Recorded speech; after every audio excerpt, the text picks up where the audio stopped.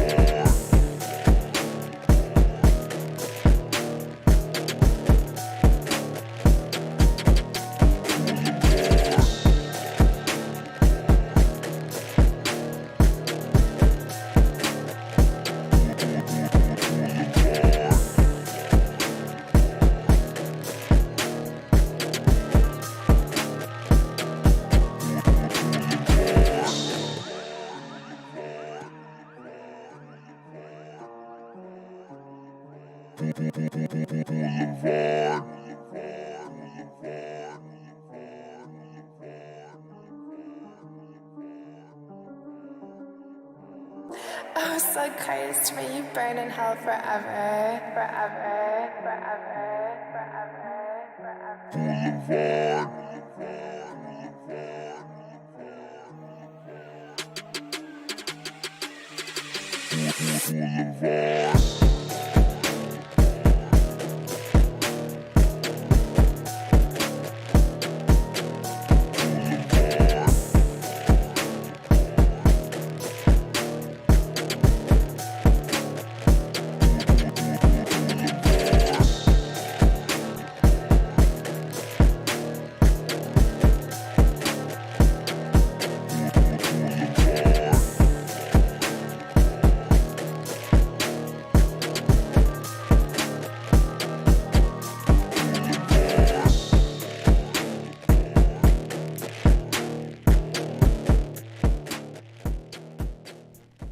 Hello, everyone, and welcome to the flagship show of the Boulevard Bullies YouTube channel. Welcome to Here Comes the Lame, weekly wrestling podcast. And as I am clicking unmute, it's official. He's unmuted and he is here. Ladies and gentlemen, Jedi Joe. Hello. Welcome, everybody. Well, as always, let's start with real sports, because that's really the only thing that matters in the wrestling world is real sports. Because without real sports, wrestling wouldn't have anything to base itself off of. You know what I mean? Like, if wrestling was the only sport, then it wouldn't make any sense. People would just accept it for what it is. It's the absurdity of wrestling juxtaposed with the other sport. It's like if you took acid and that's just how you were. Like if you were just I think something's wrong with your green screen. You're appearing invisible. I'm invisible again. Oh boy. Hold on. Yeah, if we didn't have real sports, then we wouldn't know when to put the wrestling on. Oh yeah, I'm all fucked up in the game. All right, let's try this again. Back to the countdown.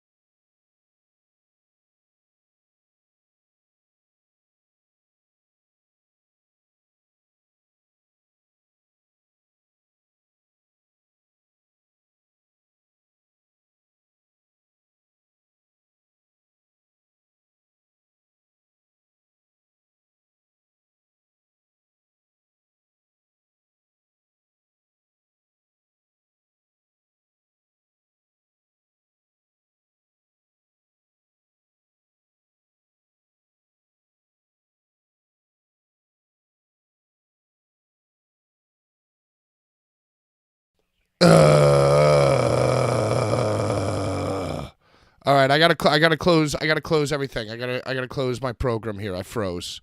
So this link that you guys are watching is not gonna reactivate. You're gonna have to find it on the Boulevard Bullies page.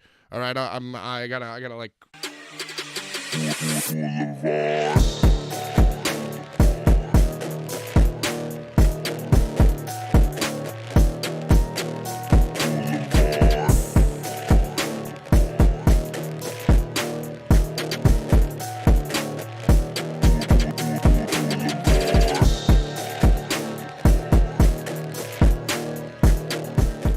Hello, check. Hello.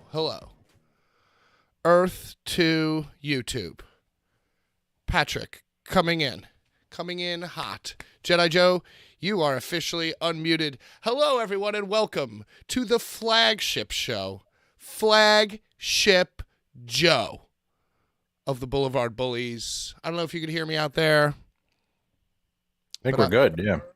I'm PK. Technical difficulties, double pink eye, Ethernet cables kinked, cameras frozen, song fixing everything. Hello, Joe. How are you?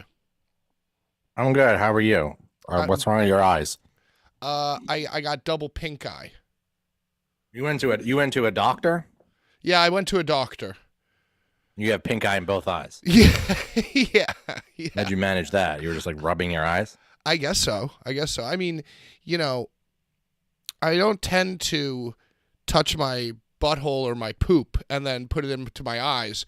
But having to explain that to everybody, literally every single person that I told I had pink eye to said, oh, what were you getting up to?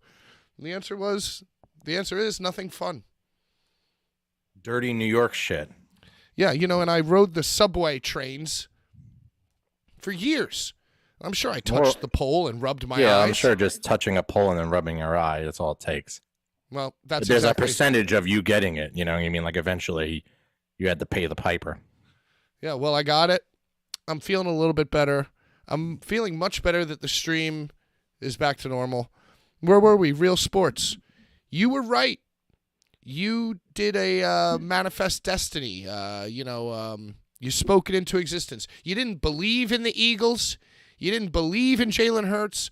And what happened? Your thoughts, your negativity dislocated his finger, and your negativity had Baker Mayfield and the Tampa Bay Buccaneers running roughshod all up and down the field. They stopped the tush push. The Bubba Rays. The Bubba Rays, yeah. Yeah, it was whatever, you know. Once I gave up on them a month ago, so you were I'm not into having my energy and time wasted, so I know when the writing's on the wall. I've been in enough like shitty businesses and enough shitty situations to know that. So I cut my losses and got out of there. So at what point you watched the game though? Yeah. And at what point were you laying face down? None of them. I was just like, okay, like they're not scoring. The offense looks like shit. AJ Brown isn't even. He didn't on even the play. Sideline. Well, he didn't play, but he also wasn't on the sideline. He was in Atlantic City watching a boxing match. What? Yeah, apparently it's some toxic locker room shit. So what? Whose fault is it? I mean, I think it's I don't know. They're saying the coach, but they're sticking with the coach. So maybe it's another season of this bullshit. You know, I think they like to say that the season was over when they did the Sean Desai coordinator switch thing, the defensive coordinator, right? Yeah. Well, and you know, they showed Goddard. That pissed everybody off. Everyone in the locker room off. They said they showed Goddard yelling, giving a little sass to Jalen Hurts, and Jalen Hurts just like ignoring him. Yeah. I could see Jalen Hurts being difficult to work with. All that matters is the Cowboys aren't in it. Yes. Once thank goodness the Cowboys game was on the Sunday, because then when they lost, I was like, well, Eagles can lose tomorrow. I don't give a shit. As long as the Cowboys got embarrassed. As long as they got thrown the fuck out. That was crazy. So it's fine by me. Now, only thing that I need is there not to be the Chiefs in the Super Bowl and have to deal with Taylor Swift. I think that is where we're headed.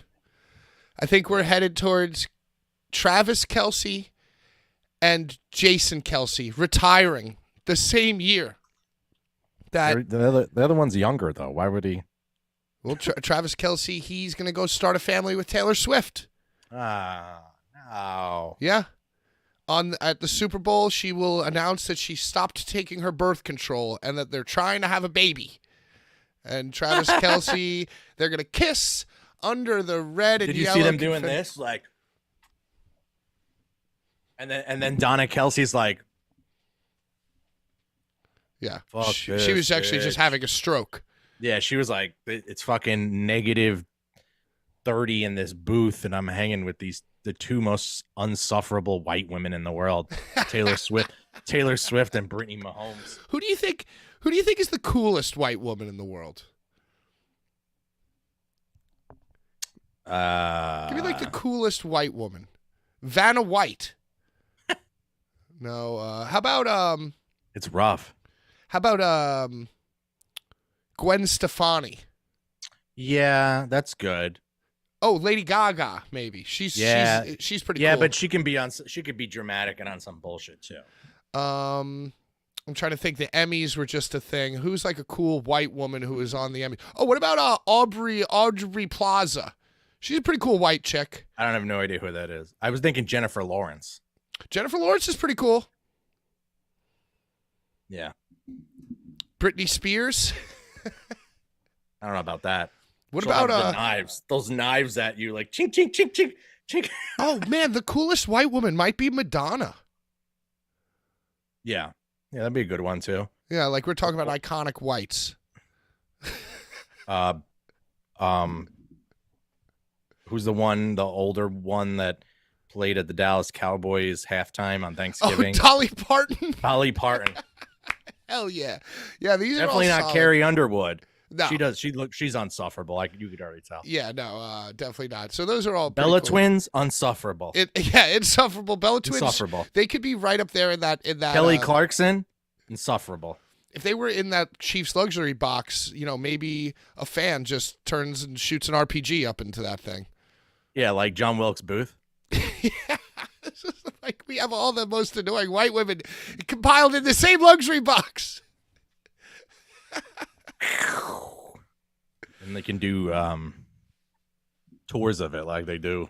Coolest white woman, Kennedy in Stephanie Dallas. McMahon. Not so grassy knoll. Welcome to the podcast. That's what you're supposed to say. Hey, welcome. It's a wrestling everybody. podcast. Hey, it's a wrestling podcast. So we are one step closer to the Super Bowl. How'd you do on bets? This weekend?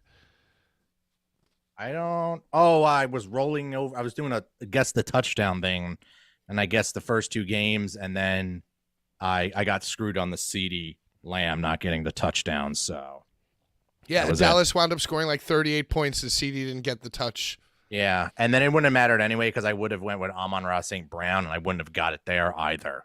But I would have got it with a Devontae Smith one. And he didn't score either. The Eagles just No, scored I'm sorry. touchdown. I would have got it with it wouldn't have mattered with all three of those guys. Yeah. I would have had to switch to yardage. They all blew their yardage out of they all went over yardage, but I basically went even on the spreads. I did I won the Texas -2. Or no, I got Texas +2. I won that. I won Green Bay +7. Lost Pittsburgh +10. Lost Lions -3. So I went pretty even there. And then I threw some like anytime tuts and lost those. So we basically broke even. yeah. Speaking of betting, should we just talk about our thing right now at the top of the show? Oh, absolutely. The greatest gambling Ponzi scheme ever. Yeah. See, I'm up here. And then we get two people. And then those people get two people. So this Ponzi scheme for the channel is going to be a lot like the Cash App Facebook scheme where like you give me money and then I give this next person money. You know what I mean? It's like, give me $50 and I'll give you $100. Yeah, there you go.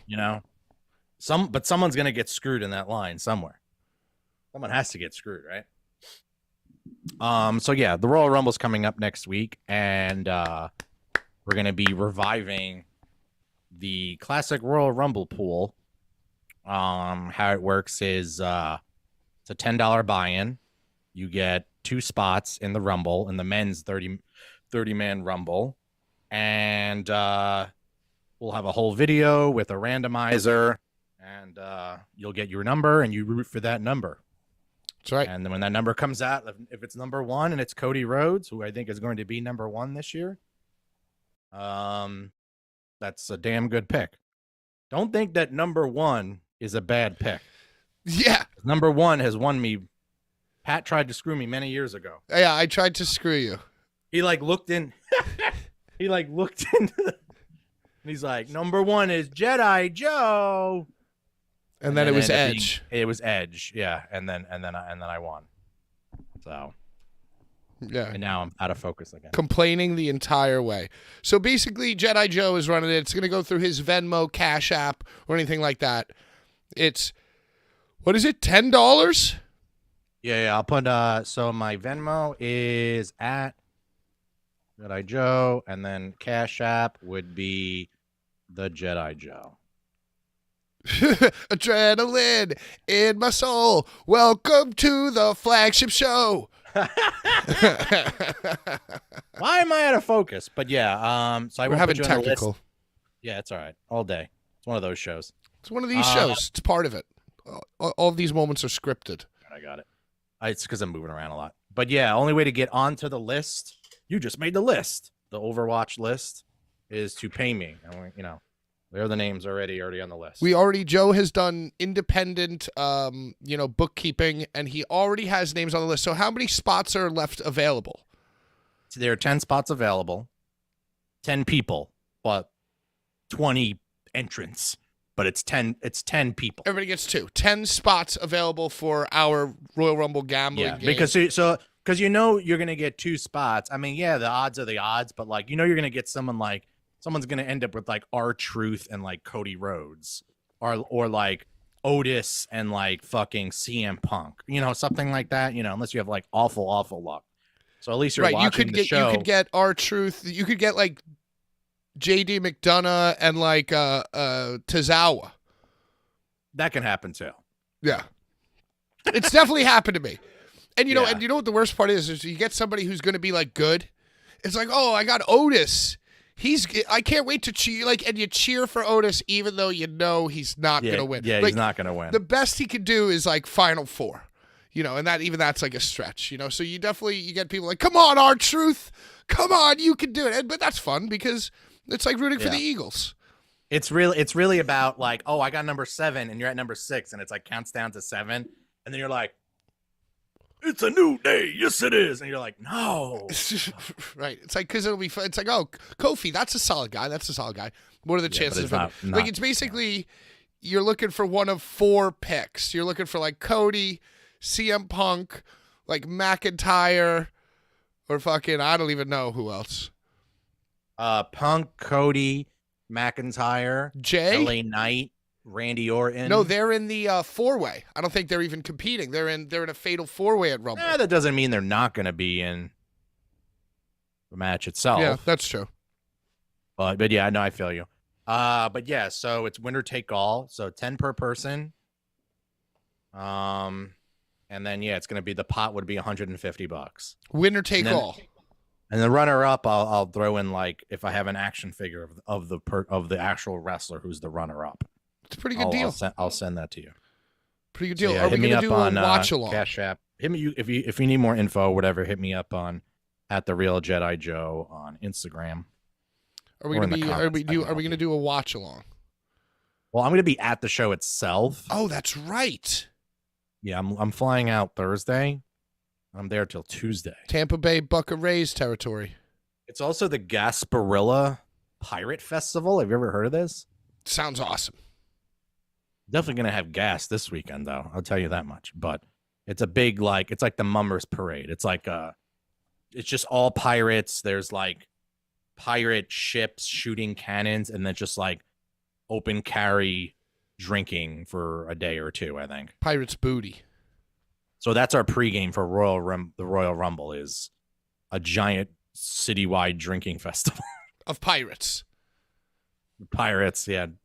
Just pirates dressed like pirates, and then going to the Royal Rumble dressed like a pirate. Regular people dressed like pirates, and also the pirates are going to be dressed like pirates as well. Yeah. Because usually in Tampa Bay, the pirates, they dress regular. They don't want you to know. Yeah. Hey, let's talk about video games real quick. They announced WWE 2K24 is coming out. Like, nobody knew that the game was going to that they were going to eventually make one. Yeah, what they had the preview today, right? Oh, I didn't see it. Did you see? You didn't see the teaser today? All I saw was Stone Cold had a referee shirt Instagram photo, and there was like a teaser of like a coffin. Yeah, so people are either saying it's the casket match, or it's Taker showcase mode, or it could be both. Taker showcase mode would be dope. Makes me regret buying last year's only like a month ago, and then I didn't have to sit through Cena showcase Sit mode. through? How dare you? That was a majestic voyage. It's really it's not so much like sitting through his shit. It's just sitting through the shitty like whatchamacallit, goals within the match, you know. Whatever. Like it's like break this grapple. Yeah, I'd rather hit him with a chair. By the way, This really shows that all his matches had been boring. So you're reliving all his boring matches. Right. You know, it's like when you do the shuffle. Taker showcase mode, it's like go up to the top of the cell and throw fucking Mankind off. You know, throw him through the you gotta throw him through it. You gotta throw him off of it. You gotta hit him with a fucking chair or whatever, and then you got a tombstone on the chair. Right. And you gotta That's throw him fucking in the fun as tax. Yeah. Casket match. Throw the guy in the throw Yokozuna in the casket. Okay. That sounds fun. Buried alive. Big Evil Taker versus Jeff Hardy. Destroy Jeff Hardy. Get his entire body in red. You know, like, and then like you versus. Well, didn't they have a WrestleMania mode like that in like a showcase mode like some years ago? I think. Well, they definitely had a Stone Cold showcase. Didn't they have one where it's like you had big matches, and then like one of them was like Undertaker versus Kane at 20 when you went back to the Dead Man gimmick? Maybe. All I know. Have you completed the John Cena showcase mode? Not yet. I'm up to. I think I just did. I'm up to the second Edge match. I was like, I gotta sit through another Edge match. Oh fuck. On this day, it's good. There's a fun little video gamey surprise at the end of the John Cena showcase mode. Yeah, don't you fight Super Cena and he's invisible? Yes. Yeah, that was everywhere, man. Oh, you knew that already. All right. Well, who's going to be But on the isn't cover? he like max overall, like 99 or yeah, something? he's 99 overall. Very, very difficult. Yeah. And if you beat him, then you get him. Right, and you can play as Invisible John Cena. Yeah. Who's going to be on the cover of 2K24? I would say Taker then. I'm going to go Somebody was saying Cody Rhodes. Cody Rhodes, Rhea Ripley. Yeah, I would say between them three. But I mean, if they're teasing a casket, then I mean that could be anything. That could be just like the first ever casket mode. But like, what's that going to be? Just a lame mini game? Yeah, you got to grapple, meter. bring him it's over. like submission meter, and then you just beat the guy up and throw him in there. Yeah, it's like, you're like pushing him in. Yeah, yeah, like. Yeah, that would be cool if you were just slamming it on his head. That'd be fucking dope. Like you just keep hitting it, and it's just like, No, it's just gonna be like a struggle, and it's like Yeah. it's gonna be like a mini game. Yeah. Speaking of games, I'm gonna combine two things. You know, you were talking to me about The Bear. Did you go back and watch that fucking episode of The Bear? It was the episode after. Forks was not before the Chicago one, or the flashback. It was right after that. Oh, it was after Christmas. Yeah, it was a good episode. Oh man, you know, nothing gives me chills. No Taylor Swift thing in the entire world, not even her kissing Travis Kelce under the confetti of the Super Bowl, gives me chills like when Richie is driving away from the job and the Taylor Swift song hits and he's driving and singing the Taylor Swift song. Yeah, he's so hyped up to go to work, right? Right, where he's driving like home from work and he's like feeling the vibes. And you know, and earlier on, he like had to pull some strings and go into debt to get his daughter from his ex-wife the Taylor Swift tickets. That's right, yeah. And it's That's like really why. sad because he like couldn't go with her because like stepdad's going. Yeah. And then at the end, he fucking sinks himself into his job that he originally hated. He was polishing the forks, and all of a sudden he sunk himself into his job, and he's driving home singing Taylor Swift. Oh my God, man! I cried. I watched that episode. I cried like I did finish the season. I didn't. The season got really good reviews. I didn't think it was that great because of. I think it was just too much character development, and I don't like the characters that much. You didn't like the girl final and I episode, both. the restaurant opening?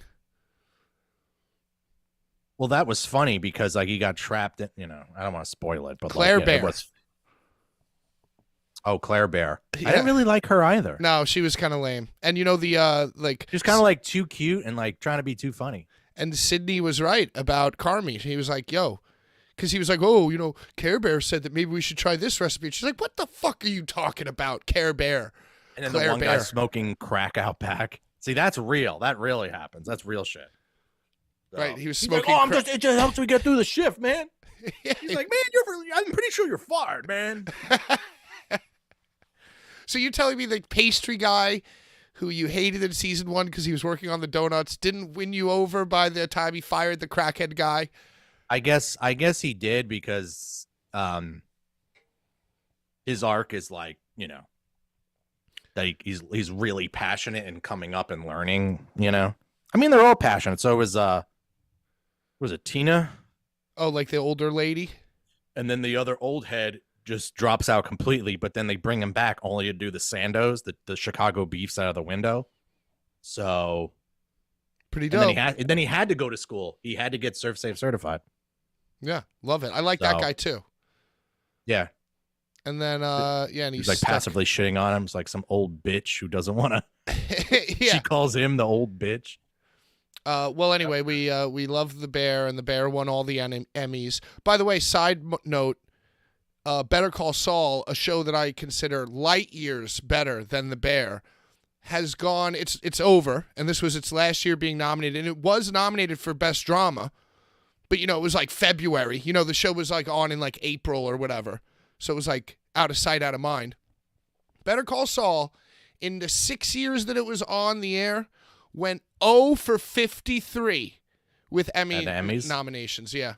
I mean, like the things that they were nominated for. 53 nominations, 0 Emmys for Better Call Saul. Well, you know who did win an Emmy? Oh, no. That random fucking Mark that went on stage. Oh, what a way to transition into our headline segment of the show. What is that guy from? Who is that guy? Bro, this dude went up on stage and was like, Matt Cardona. Matt Cardona, Bushi, take a flat back bump, gonna gig in the business. Oh, hell yeah. What? Thank you. I'm just like, who is this? Is he on like High School Musical? I don't know. Maybe someone knows who he is in the chat, but wrestling just. Yeah, and I didn't watch the speech because he's so lame. And Cardona immediately packaged it and made shirts. Emmy God. Now he's the Emmy God. Yeah, makes sense to me. Demo God. I don't know who he is, but it was cringe enough for me to not care. Yeah, I saw that his speech was like all over the place.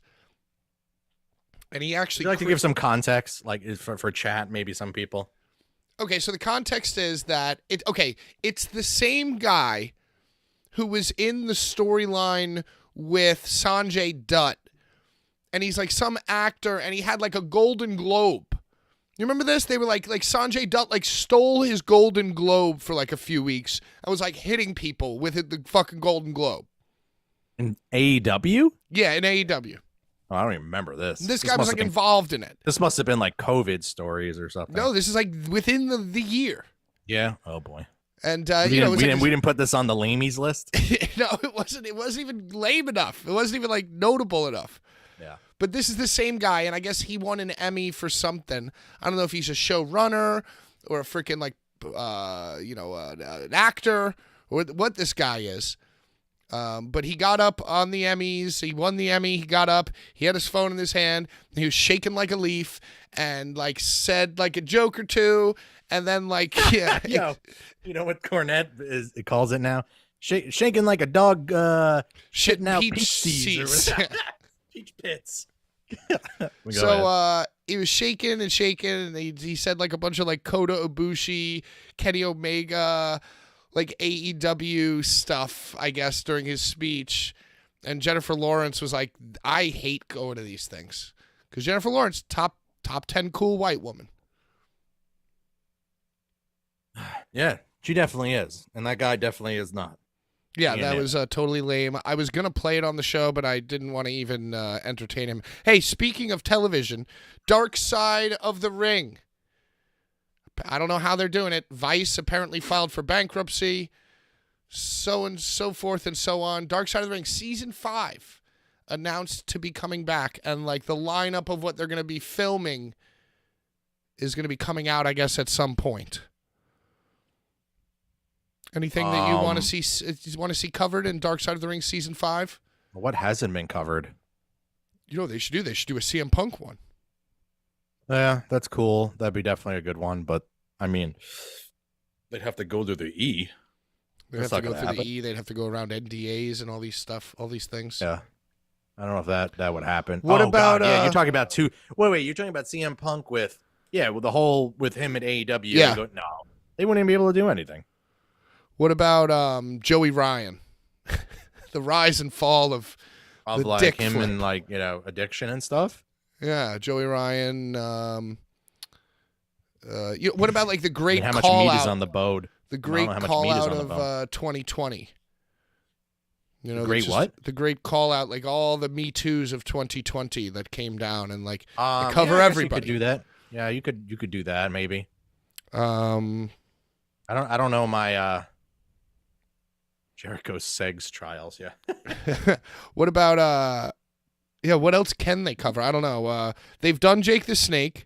Did they do Scott Hall? They did. Didn't they do 2 on Jake the Snake? No, I think Jake the Snake was just like there for a lot of them.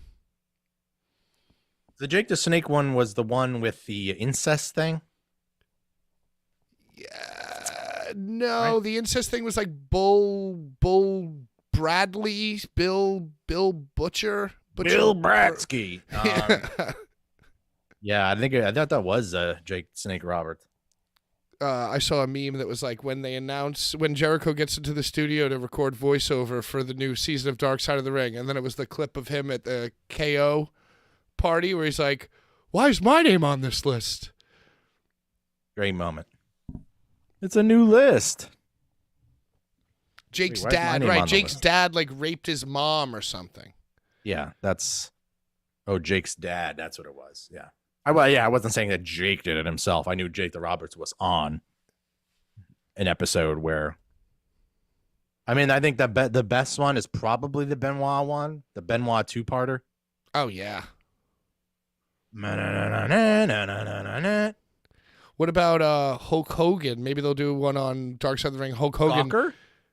What? The Gawker scandal? No, well, not the well, maybe the Gawker, but the Gawker, and then the end of the story would be that he gets baptized, saves a woman from a car. They did do Marty Jannetty last season, Urka, right? Yeah, the world according to Marty Jannetty. That's the best. And he was The like, best yeah, I name. lost The my world virginity. according. Lost my So- virginity when I was so- 5, but I don't remember because I was drunk. He's just like, yeah, brother, yeah. Check Speaking out of my brother, foot. brother. Speaking of brother. So he pulled a person out of a burning car or something. Yeah, when your car Maybe crashes Hogan has down and become you're trapped omni- inside.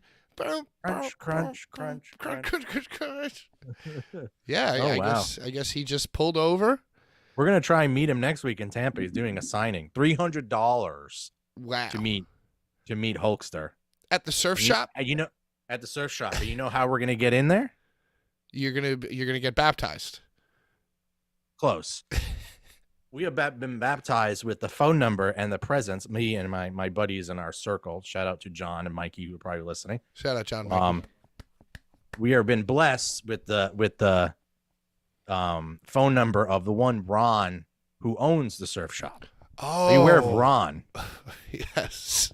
They spoke about him on Cornet, the one who thinks that Joe Biden is actually dead and it's a android or cyborg or something in the office right now. Mm-hmm. So yeah, we're gonna have to hit him up and skip the line and get $1,000 and sign shit. Get your MAGA hats ready. I guess that's what I'm gonna have to do is just have a MAGA hat Mm-hmm. and be like, hey man, I'd really like to hear about the Biden android. You should get like an anti-vaccination like shirt, like "Don't tread on me" with like a Yeah, just everything. needle and like a thing through it, X through it. MAGA Ron. So if you listen to Cornet, maybe you've heard of him, but yeah, the guy's name is Ron, and he owns the beach shop. He owns the Clearwater, Florida location. There's 2 locations, one in Orlando and one in Clearwater, and we always go troll at the one in Clearwater.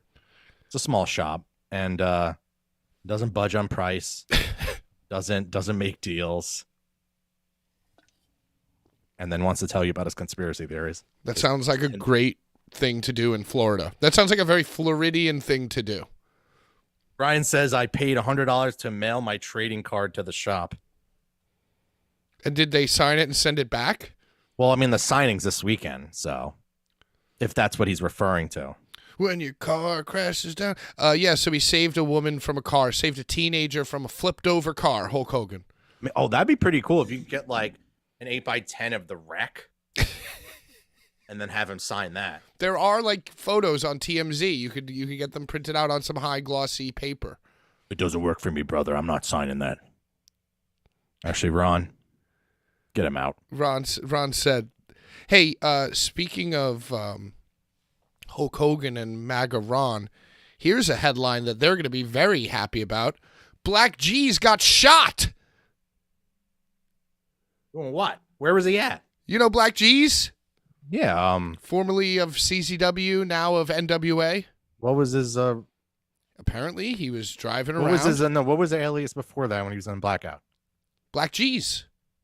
He wasn't always Black G's. Oh, what the hell? Short guy, right? Yeah. Sometimes had a fro. What the hell was Really his bad name? attitude. Yeah. Had a, not bad attitude, but like had. He was like a nasty little fuck. He was a dick. Yeah, very dick kind of dick God heel. damn it! What was his name? I know it was Black G's, but I forget his like other name. Well, anyway, he got shot. He got shot in the hip. Chat. Larry has to answer this. He Larry knows. Larry definitely knows. It's on the tip of my brain. I can't think of it. For some reason, I was going to call him Kip Sabian. Ah, see, Sabian. I knew it was Sabian. Yeah, it was a So, yeah, carjacking Sabian. attempt.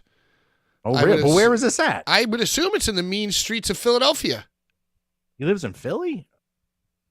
I never seen any of these guys around in Philly. I don't know if he still lives in Philly, but yeah, apparently, he was driving around in his car. Somebody tried to jack that car, and they shot at him, shot him in the hip, and he has a closed carry, open He's carry, probably- he's definitely strapped. and shot back at them, and the assailants were in a limousine. Sounds like some fucking NWA shit. Maybe it was like it's a bachelor party like, yo, of like marks. let's rob Black G's. That's crazy, man. Well, hopefully he's all right. Yeah, and apparently, I guess like I always enjoyed Black G's. yeah, he's awesome. And you know, he just had like some form of blood cancer as well. So he was like out for like a long time. He fought the blood cancer, beat the blood cancer, and then was scheduled to come back. Got shot in the hip. Oof. Yeah, it's fucked up, man. He's had a rough. I think at CZW, I saw they just announced their 25th anniversary. Yeah, they drumped him in his. Wait, say that again. I'm sorry. I saw that CZW just announced their 25th anniversary. It's in Maryland, though. So I mean, CZW is Maryland, always has been for the last 25 years. We all know that. what else is going on in the news? Yeah, assailants out of a limo. It was crazy. GCW ran this week. There was actually a lot of things. We thought it was a slow news day, but there were a lot of things that happened between last Thursday. I've just been slow to put things in the notes. That's yeah, and lots going I on. never do my homework, and that's why I unearthed all these headlines moments before the show. So GCW ran in Chicago. Blake Christensen defended his title for the 30th time, which makes me want to ask you, when and where do you think that Blake Mania Christian, weekend. To whom? Manser. No, it's got to be like Answer's a heel. yeah, it's got to be like Both in- Effie, and then Manser comes out and like screws him or something. I probably put it on one of the bigger names. I'd probably put it on like can they get Matt Riddle or Ziggler or somebody? Well, That Mustafa company Ali. needs some fucking yeah. Mustafa Like Ali the company wrestled. needs some juice, man. They can't be just like fucking milking the deathmatch fucking thing forever. Well, Mustafa Ali also debuted on the show. He fought Gringo Loco. It was his first indie date back. Chicago, hometown of Mustafa Ali. I don't know what name he wrestled under, but he fought Gringo Loco, which is a solid first opponent, I would assume. Gringo Loco is very underrated indie worker. I don't know why he's never been. Only signed to MLW, right? I think so, yeah. Okay, I just don't know why AEW maybe never signed him, or I don't know, or the E never looked at him. Maybe because he's kind of like He's a little portly. round. Yeah, he's kind of got but, the body but he of. fucking moves better than like a lot of people. Yeah, but he's kind of So- like what the fuck? He's kind of like Evil Uno. Evil Uno is like a portly, Yeah. round gentleman and is awesome and moves great. Yeah, and he can move, but Gringo Loco can move. 'cause Yeah, he's yeah. trained in Mexico. Similar, so, like, similar he- in a way. you can do a lot of the. I think the first time I ever saw him wrestle was in Chicago at like AAW. We used to go in that AIW. bar. AIW? I I don't know. think it's AAW. The base god. That's why Mustafa Ali was like, Or "Give am me I the base saying god. AAW? The territories. Give me the base god." And they just also announced fucking Matt Cardona versus Dolph Ziggler. That's in LA, yeah. Oh yeah. Long time coming. I have the stickers. I'll give a few stickers away. Tonight. What stickers? I gotta go in the other room and get them. So back originally when it was supposed to be Zack Ryder versus Dolph Ziggler in the E. They were going. The creative said they were going to build to Mania with this. They told the boys that, but then they ended up bailing on the match and never starting the program. But in that time, Cardona had all the stickers made, and they were going to promote them by throwing them out like a helicopter over cities to promote the match, like in the Perfect. town. And they just ended up never using them. So when I was in the Facebook group or the Patreon, whatever, going to live shows for Cardona and them, I have like stacks of these fucking stickers. I've been trying to sell them, but I'll just give it away to you guys if you want. Well, Mustafa Send me Ali, your address on Instagram and I'll send you a fucking sticker. he also announced that he's going to be wrestling at New Japan. And 10 people showed up in New Japan over the weekend. Speaking in the last of week. my new favorite New Japan wrestler, the scapegoat, Jack Perry. Hold on, I need my paper. You gonna rip? Are we gonna rip? Hold on. I gotta write. I just have this bag. I just have this bag here. Let's rip together. You weren't like, if you weren't aware. Yeah, gotta have the big letters, right? Yeah, big letters. I just have this paper bag. I'm done. I'm done with AEW. Right, he puts the armband on. It's like when Punk like pulls out the end. He reveals the Nexus. Well, I'm sure that ran through Jack Perry's mind. That's long-term storytelling, brother. Is he still dating Anna Jay? That's I the more fucking hope important. not. I hope that they broke up. That's why he grew his beard out. He just probably couldn't handle the heat. Nothing is more annoying than having a hot girlfriend. So no wonder Jack Perry's been all cranky lately. So Perry's now in New Japan Strong. Was that New Japan Strong? Yes. And then the other two are in actual New Japan. Yes. Riddle and Nemeth. Right, because And that- Riddle wrestled in a tag match this weekend. He had his first New Japan match. That might have been Strong. Might have been in LA. I don't know. I saw, you know how High Spots does the live stuff they started in COVID, yes. like the live auctions, and they just continue to do it now. They had Riddle on, and he was talking about that botch spot, the botch promo in the back with Asuka. Wait, the scooter. Yeah, and he's like, "Hey, Asuka, you're from Japan. Do they like scooters in Japan? Yeah, I got a scooter. Oh, I fucked that up. I'm sorry." And it was like live. He just walked He's away. like, I forgot what I was They were going to like, say. He just scooted away. Go back.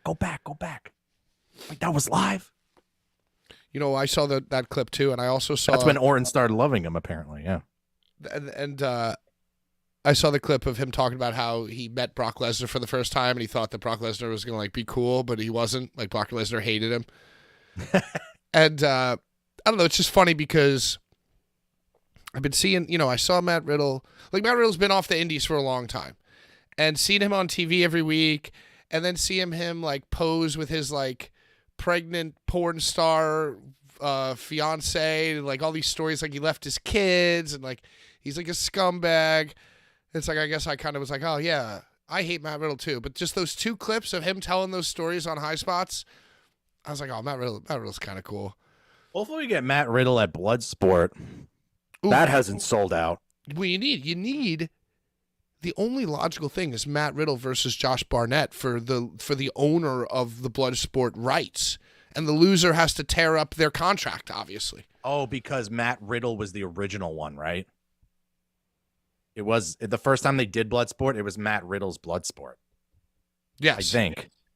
I don't know. Maybe someone can confirm that, but that was like, I don't know, 6 years ago at this point. I'm pretty sure. And I was like, oh, it's no more Bloodsport. And then I think it became Josh Barnett's Bloodsport. It was Matt Riddle. I think it was Matt Riddle's Bloodsport, and Josh Barnett was on the show. I could be wrong though. Hold on, I'm getting in the chat here. Terrible synchronization. I think I think he was referring to when we ripped the thing. Oh, okay. Because I was thinking, like, you know, we've already because, like I said, man, this chat is definitely fucking behind. Like this, very behind. and also the fact that we had to restart. Like for all you know, he never like refreshed. Like if you haven't refreshed yet, we had like some technical difficulties. So like I would like refresh your browser or redo the app because you're probably like 8 minutes fucking behind the live feed. You might be 8 minutes. 10 minutes, who knows? Anyways, Who knows? yeah. So hopefully we get Matt Riddle on the show, maybe Suzuki, Fabergé, Egg, Suzuki, Minoru Suzuki on the show.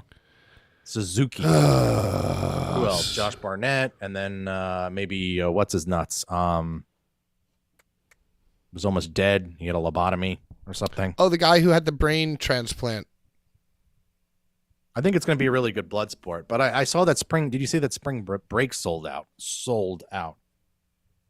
Who's wrestling Spring Break? Do they even have a match? They haven't announced anything. It's just Brett announced that there was limited tickets, like 12 tickets left for Spring Break, and then all of a sudden it's sold out.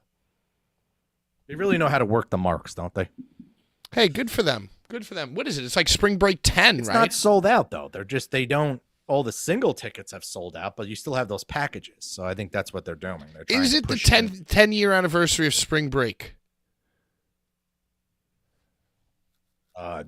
No, it started in 2018? No. They're getting there, though. So what are they on, like Spring Break 8? Yeah, they're at 8. Yeah. Nice. So, but I don't know if COVID screwed up the numbers with that. Remember, they did like 2 in 1 year or something. They did a collective that was in the spring. All right, more headlines. No, they did a collective that was in the fall. That's what they did. I can't wait to see Jungle Boy, the Scapegoat, wrestle for GCW at Spring Break. He is my favorite wrestler going right now, tearing up the contract. Did you see the memes that said, like, CM Punk sitting at home saying, oh, I thought you had to punch somebody. If I knew I had to just rip my contract to get out of it, I would have punched somebody. I wouldn't have punched somebody. I just would have ripped my contract. Yeah. Very, very funny. You know, it would have been much cooler if, first of all, the Scapegoat armband, shut up. God, you're so fucking annoying. And this is the same thing that annoyed me so fucking much about AEW Dynamite, which we will get to. But, you know, this victim, like, oh, I was a victim of a toxic environment and blah, blah, blah. Jack Perry should have come out and been like, you know what? AEW fucking fired me for something that wasn't my fault. So fuck AEW. I'm Beard Jack Perry now, you know? And, like, he could have been, like, had a little bit of dignity, but the fucking ripping of the contract, which was so stupid and so lame, and the armband was so lame. Let me tell you else something that was lame. Much like Hulk Hogan ripped the doors off of this upside down car, like he used to rip his shirt. Well, yeah, as easy, yeah. Perfectly manicured, Japanese straightened, pin straight, blonde haired Nick Nemeth, Dolph Ziggler, was at TNA Hard to Kill. This is the first official TNA again pay-per-view. Oh, yeah, because they got all the new belts, which look fucking dope as hell. I don't know if you've seen that. They had a new, like, X Division, new tag titles, X Division, and world title belts. They look really good. Well, guess what? Dolph Ziggler, his hair kind of is like Hulk Hogan's hair. Like, it's like pin straight platinum blonde. It's like Uncanny Valley straight, you know. But anyway, Dolph Ziggler stood in the crowd, a man of the people. When it comes crashing down, I'm with TNA now. Let's fucking go with Fuck his TNA. fake Fuck ass TNA. teeth and his fake ass tan and his fake ass hair and his fake ass personality. Dolph Ziggler now a member of Total. Too many free agents coming out right now. Everyone's getting lost in the mix. Probably all pissed off, like, he's coming back. I came back. He came back. Right, it's like, well, I can't go to AEW. I don't want to be in Edge's shadow. In everyone's shadow. Yeah. Everyone's in each other's shadow there. I could fucking care less about Dolph Ziggler on the indies. It's like the only thing that was cool about Dolph Ziggler is that, 8 years ago, 9 years ago, 10 years ago, 11 years ago, 12 years ago, he was wrestling like an indie guy in the E. So I don't need to see him wrestle like an indie guy on the indies in an age where even the non-indies are like the indies. Yeah. So like the luster of Dolph Ziggler, like being like a super seller, a Mr. Perfect, like, type of influenced, amazing 2009, 2010 fucking. He's not a draw. Yeah. I mean, he might be for some people, but not as big as a draw than Riho. That's for sure. Absolutely not. And, to be like, oh, well, the WWE always held Ziggler back. They didn't really. It's just he never had like a prolonged title run, right? So that's really the only difference. He won the first title, versus Del Rio, Raw after Mania. So like Dolph Ziggler, as somebody who is the champion and the top of a company and wins, it's like that's not the magic of Dolph Ziggler. Yeah. So what, he's just going to face Moose and fight Moose for like the championship? I don't know. It doesn't that have dude's any a juice. vacuum, bro. They really push the shit out of that dude, Moose. I've never liked that guy. Moose. Remember this? Moose. Oh yeah, of course. Moose. That was his thing. Moose. Green Machine. Moose. Green Machine. Moose. Did you see this clip of LA Knight and Grayson Waller yelling at these Australian morning show hosts? Yeah, what was that? Enlighten me to this. I guess in Australia, that's like the last part of the world where the talk show people are being insulting to wrestlers, like everybody was back. They were in the promoting down there then, right? Right, they were promoting. They were on some morning show. And it was like, imagine the clip, the clip where like Hulk Hogan like headlocked that guy until he passed out. The clip where like they had to fucking sue him. Yeah. Right, like all these clips, like David Schultz fucking smacking the guy, and imagine all these clips. Like these people, these news anchors. Wrestling's fake. And he's like, was that fake? Right. Is that fake, brother? So so that's basically what happened. Like in Australia, these anchors of this morning show had never seen any of those clips. They didn't realize that that's not what you do. So they basically, Grayson Waller and LA Knight, they're like, hey, what's your finishing move? Can you do your finishing move on me? He's like, I don't know. You probably don't want to see that. And then like one of the PAs, like one of the off camera like guys, like walked onto the set, was going like, hey, come on. The key grip. Yeah, like, hey, come on, knock me out, fight me. And LA Knight sat there like dumbfounded. He was like, I can't believe this is happening right now. And then, so Grayson Waller, Grand Theft Auto music. Grayson Waller, because he was the bad guy, he was able to like get up and get in the guy's face, but like obviously in a in character way. Like, but you see, it still is in character, because when Hulk Hogan was doing it, and when like Macho Man is like yelling at Dennis Miller or whatever the fuck, right? All those clips, like I believed that those guys were doing that for real.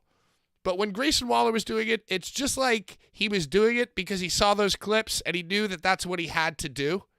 You know what I mean? Like he didn't seem like actually pissed. He had to protect the business. Right. He just had to like bow up. Like, but it was so not believable. It was just as not believable as him as a wrestler. Yeah. Yeah. But back then the business was very protected, Right. Like Hulk Hogan would kill that guy. But, yeah, like, and Schultz slapped him or whatever like that. Yeah, so Grayson Waller like bowed up, acted like he was going to do some shit, but obviously didn't do anything. Yeah. And but there was like a moment, and all over the internet, oh Shit, I haven't job. seen that clip. Maybe Good I will job, after this. Grayson Waller. Good job. Protecting the business, You protected the biz, brother. Thanks for protecting the business, brother. Hey, you need me to save you from a car, brother. Yeah. Dabs. Yeah. Speaking of I don't know what my transition was going to be. No, yeah. We had some injuries in the last week. Oh, that's right. My favorite wrestler and CM Punk's favorite wrestler. I think there were multiple injuries, but she was injured. Yes, Cora Jade. Cora Jade ACL tear out 6 to 9 months. We Only just hardly came back. knew ye. She was out 6 to 9 months to get her boobs done. Came back for a month or a week, a day, whatever. Her balance and was all off. back on. She might be like. Remember how Chelsea Green couldn't do anything until like her third run in the E, because it was always injuries and shit. This might be Cora Jade. Cora Jade might have got bit with the bug. The injury She's also bug. only like 120, 30 pounds, I think she's 145 now. Yeah. Somebody else got injured last week too, didn't they? Oh, Austin Theory. Oh, that's right. They like bombed heads or whatever. Yeah. The fucking like the weird like it's whatever that fucking top rope move is, or like he's in the middle rope and he kind of arch slingshot backs kind of, and What he's was it, like fucking a code red type of thing? No, it was like guy on opponent on turnbuckle, he goes up to turnbuckle, and then you kind of like middle rope Spanish fly, but he hit his head. It's kind of like a half kind of Spanish fly. I don't remember some again. Check the 2K move lists and scroll through the grapple corner moves for me. Grapple, mid grapple corner, light grapple, up and down. But yeah, so Theories, they just stopped the match straight up because I guess Theories. It was him versus Carmelo Hayes, right? Is that what it was? Yeah, Carmelo Hayes. He says he's him. He's him. I'm him. Mm-hmm. You down bad. I'm him. He talks like how all these kids talk. Yeah, smart. Oh, y'all gonna be down bad. I'm him. Cap, no cap. Yeah, no cap. But yeah, so he's out, and I could have sworn there was somebody else that got injured last week. Hey, best wishes to Cora Jade and Austin Theory. The best, especially Cora Jade. Hopefully she comes back soon. Yeah. What a transformation she's gone under. Yeah, she's really improved her wrestling. She used to be just with the box. Right, she used to have the flower. She used to have like a penis in the box or something. There was like a that. black rose in like a little coffin lunchbox.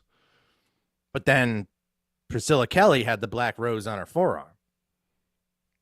Unrelated. Completely unrelated. I think they just were out of ideas. Well, listen, it's a hot topic generation of female wrestlers, Well, the first thing I thought of is she was the baby sister of Priscilla. I was like, oh, okay. I'm not sure what Priscilla Kelly's up to, but I wish her all the best as well. Gigi Dolan, though. Gigi Dolan, wish you all the best. Thoughts and prayers to Cora Jade, thoughts and prayers to Austin Theory, and thoughts and prayers to Gigi Dolan too, just because. And it's probably not going to be easy being married to a Nazi. Nailed it. That was so silly. Poor thing. Hey, you know what? That's why they love Disney World. Yeah, exactly. Yo, I guess that's it. For news for the week. Is that? We're doing great. I mean, if you think about it, right now, this version of the show is at 55 minutes. Figure we wasted 5 minutes on our fake show before. So we're just Lo Mein Pain. Who? Brian said the move is Lo Mein Pain. That's the actual name of the move. I thought the Lo Mein. Wait. Sorry, let me read up in chat. Larry said AR Fox taught Theory the move. Yeah, Lo Mein Pain is the move name. I remember it being, yeah. what was the move that what was the AR Fox move that was the springboard to the outside? Then he goes like in. It's like It's like an inverted somersault. It was like an imploder, like kind of fucking thing. What was that one called? Inverted springboard senton plancha. Flipping senton plancha. What were you saying? 55 minutes we've been at it, and well, I'm just saying we're right on time because we got through sports talk, gambling, real life, most important stuff, headlines, and now we're gonna get into AEW and close with WWE. AEW, very, very big week for me in AEW because I have butt eyes, plural, butt eyes, plural. I did not work Wednesday night, which I've been doing the last few weeks. So I got to sit down with a nice hot cup of Flagship Joe and watch all of AEW Dynamite this week. Light the fuse, break the boom, Dynamite. But before we get to that, I just want to let you know that on Rampage, I'm going to give you updates on this for as long as it's relevant. Oh, okay. I know where this is going. On Rampage, Eddie Kingston put his money where his mouth was yet again. But it's in a different way. Same mouth, different position of the money.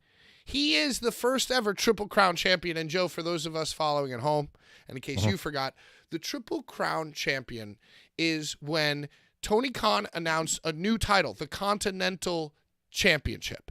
And to crown that champion, they were going to have 2 blocks of round-robin tournaments culminating in a final to crown the first ever Continental Champion. Eddie Kingston was included in one of those 2 brackets. However, Eddie Kingston was, at the time, the Ring of Honor Heavyweight Champion and the New Japan Strong Openweight Champion. And what he did is he put his money where his mouth was. And he said, I love tournaments. I love Japanese wrestling. I'm putting these 2 belts up for grabs every time I wrestle in the bracket. And Tony Khan said, that's a great idea. Let me strip you of those titles. We're going to put them on a table, and the winner of this tournament will be crowned the first ever Triple Crown champion, which is a combination of the New Japan Strong Openweight champion, the Ring of Honor Heavyweight champion, and the brand new belt, the Continental Championship. I'm not going to get into the rules of the matches or the sheets and sheets of data to determine the champion. But Eddie Kingston put his money where his mouth is, and he won the Triple Crown. And this week on the Friday night show that nobody watches, for 6 weeks, Joe, 7 weeks, 8 weeks, they pounded their major television program with this fucking Continental Champion, Triple Crown winner, bracket. Bullshit. Nonsense. Yeah. And Eddie Kingston, sheets and sheets of data. Sheets, like piles and piles of sheets of data. Which, by the way, Tony Khan, he shreds those sheets every week. He has a huge firm come in. Yeah. An NDA printer. Shredders upon shredders upon shredders. And Eddie Kingston beat John Moxley. Like when Joker burned the money. He just slides down. Some people just want to watch a round robin. So yeah. Eddie Kingston's first ever title defense, who was it against? Did I write that down? It was against, I have my notes up on a different file, so I don't know. Against Wheeler Yuta. Wheeler useless. Wheeler Yuta. So he is he's 1-0 in Continental Championship Triple Crown title defenses. And I just wanted to... isn't he 2-0? Maybe. I haven't been paying that close. Yeah, he had a defense the week before, too, I think. All right. So that's like the Rampage title. And also on Collision, I didn't watch 1 second of Collision, but I have to say that I read the headlines, and I'm happy to report, Joe, that my favorite feud in all of wrestling, Daddy Magic and Brody King, the storyline took a step forward this weekend on Rampage. Do I know what happened? No. But do I know that they interacted? Yes. Also, Daddy Magic? Daddy Maga? Daddy Maga? Sagittarius. He is a Sagittarius. So shout out Daddy Maga and Brody Maga King. I just lost my results. Your AEW Dynamite results? I was going to look at Collision results, but now I don't care. I'm just going to pull up Dynamite results. Boom! So They were so where were they in Charleston this week? Charleston, South Carolina. Yeah, the Charleston Center. Yeah. What did they open with? Christian. Well, first of all, Renee was all over the show once again. All over. Like all 6 over. fucking times she was on the phone. And you know they had the pre-tapes In the ring, out of the ring, backstage, vignettes, pre-tapes, it's just everywhere. She thinks she's the MC of the show. They made her the MC. And you know, it's so funny. She's wearing like, she had to, the same shirt that she wore to do all those pre-taped interviews, she had to wear when she got into the ring too, to make it seem like she was running all over the place. Yeah, she like just packed it. You would think AEW wouldn't have consistencies like that though. No, that's They Renee. probably do all that shit the day of though, right? There's no way they like. Oh, you think she was there at like 2:00? Yeah. I think their call time's like around then. Yeah, it's light work. But yeah, dude, the match, the event started with Christian Hair versus and makeup, then that shit. Christian Cage versus Dustin Runnels. Hey, you know what's really funny? Every week I listen to Jim Cornette and they talk about how AEW Dynamite starts with 1 million viewers, 1.5 million viewers at the 8:00 hour. And by like 8:15, they drop like 400,000 viewers, right? And like I always would think about that. And Jim Cornette says, oh, well, it's the people who are watching The Big Bang Theory at 7:30.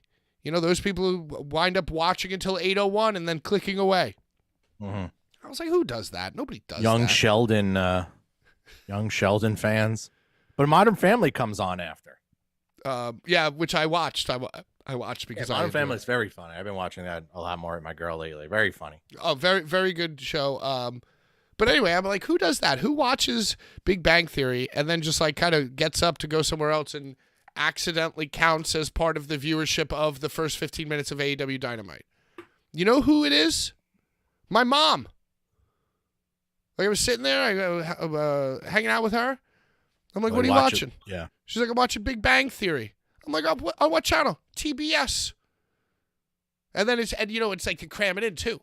So it's like my mom can't even change the channel before they're introducing Christian Cage. Like it's like, it's one of these things they play the credits in like fast motion and in picture. Yeah. They already have the show starting. Like, hit it. We gotta get the 1.5 million at 8:00. Yeah. But it's like, it puts some shit into perspective for me because it's like, oh wow, there are people who are finishing up watching Big Bang Theory like their little 1.5 mil watch that Big Bang Theory on TBS. Yeah, like 1 million, 1.5.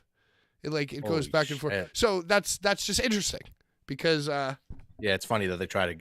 Well, that's why they don't do like sometimes entrances and stuff like that. Also to give matches more time as well. They'll do dark entrances or whatever like that. But yeah, continue. Yeah. So it was just interesting and it was funny because then I'm thinking, oh, it makes sense. This is like a great strategy because if you're like an older person and you're watching Big Bang Theory and all of a sudden before you can even blink your eyes, fucking Christian Cage is coming out. Like, I know that guy. Holy fuck. Well, he's still wrestling? And then it's like, who comes out next? Goldust. And that's what I said to my mom. I'm like, you know who this is? She's like, who? I'm like, that's Goldust. Dun it. That's his theme, by the way. Who? Goldust. He comes out to like a knockoff of Green Day. Stew. Yeah, a Brain Stew knockoff. But it starts with the Goldust shimmering. Yeah, it's like it starts off with the exact same like. But then they had to put some symphony behind it, so it's like dun it, dun dun dun dun dun dun dun dun dun dun. Love it. Goldust's theme like kind of fucking rocked back in the day. Oh god, yeah, it's like definitely up there. That the Brood. But it makes sense. They open with two guys that somebody who's watching Big Bang Theory because they're 50 years old, they might go like, oh, I know that guy. Dad, that's not Christian. That's Christian Cage. Oh, who's that dinosaur? That's Kill Switch. Who's that dinosaur? So this was a classic wrestling match because I started out going like, wow, this is great. I'm really interested to see these two guys wrestle, two vets, right? Mm-hmm. And then the match, like as it was picking up towards the crescendo, Dustin Reynolds got out of the ring and gave Nick Wayne a Canadian Destroyer on the outside. And I was like, yo, but it was done in like the context where I was like, yo, that was kind of fucking dope. Like it was kind of awesome. Like it wasn't like Sting. The Canadian wrestling. Destroyer is like the number one used move in AEW, is it not? Remember the spot between Pentagon and Orange Cassidy where it's like Canadian Destroyer and he bounced off the rope. Canadian Destroyer bounced off the rope. Canadian Destroyer. The best. It was like 3 in a matter of like 2 seconds. But yeah, you know, I gotta tell you, this Dustin Reynolds and Christian Cage match kind of sucked me in.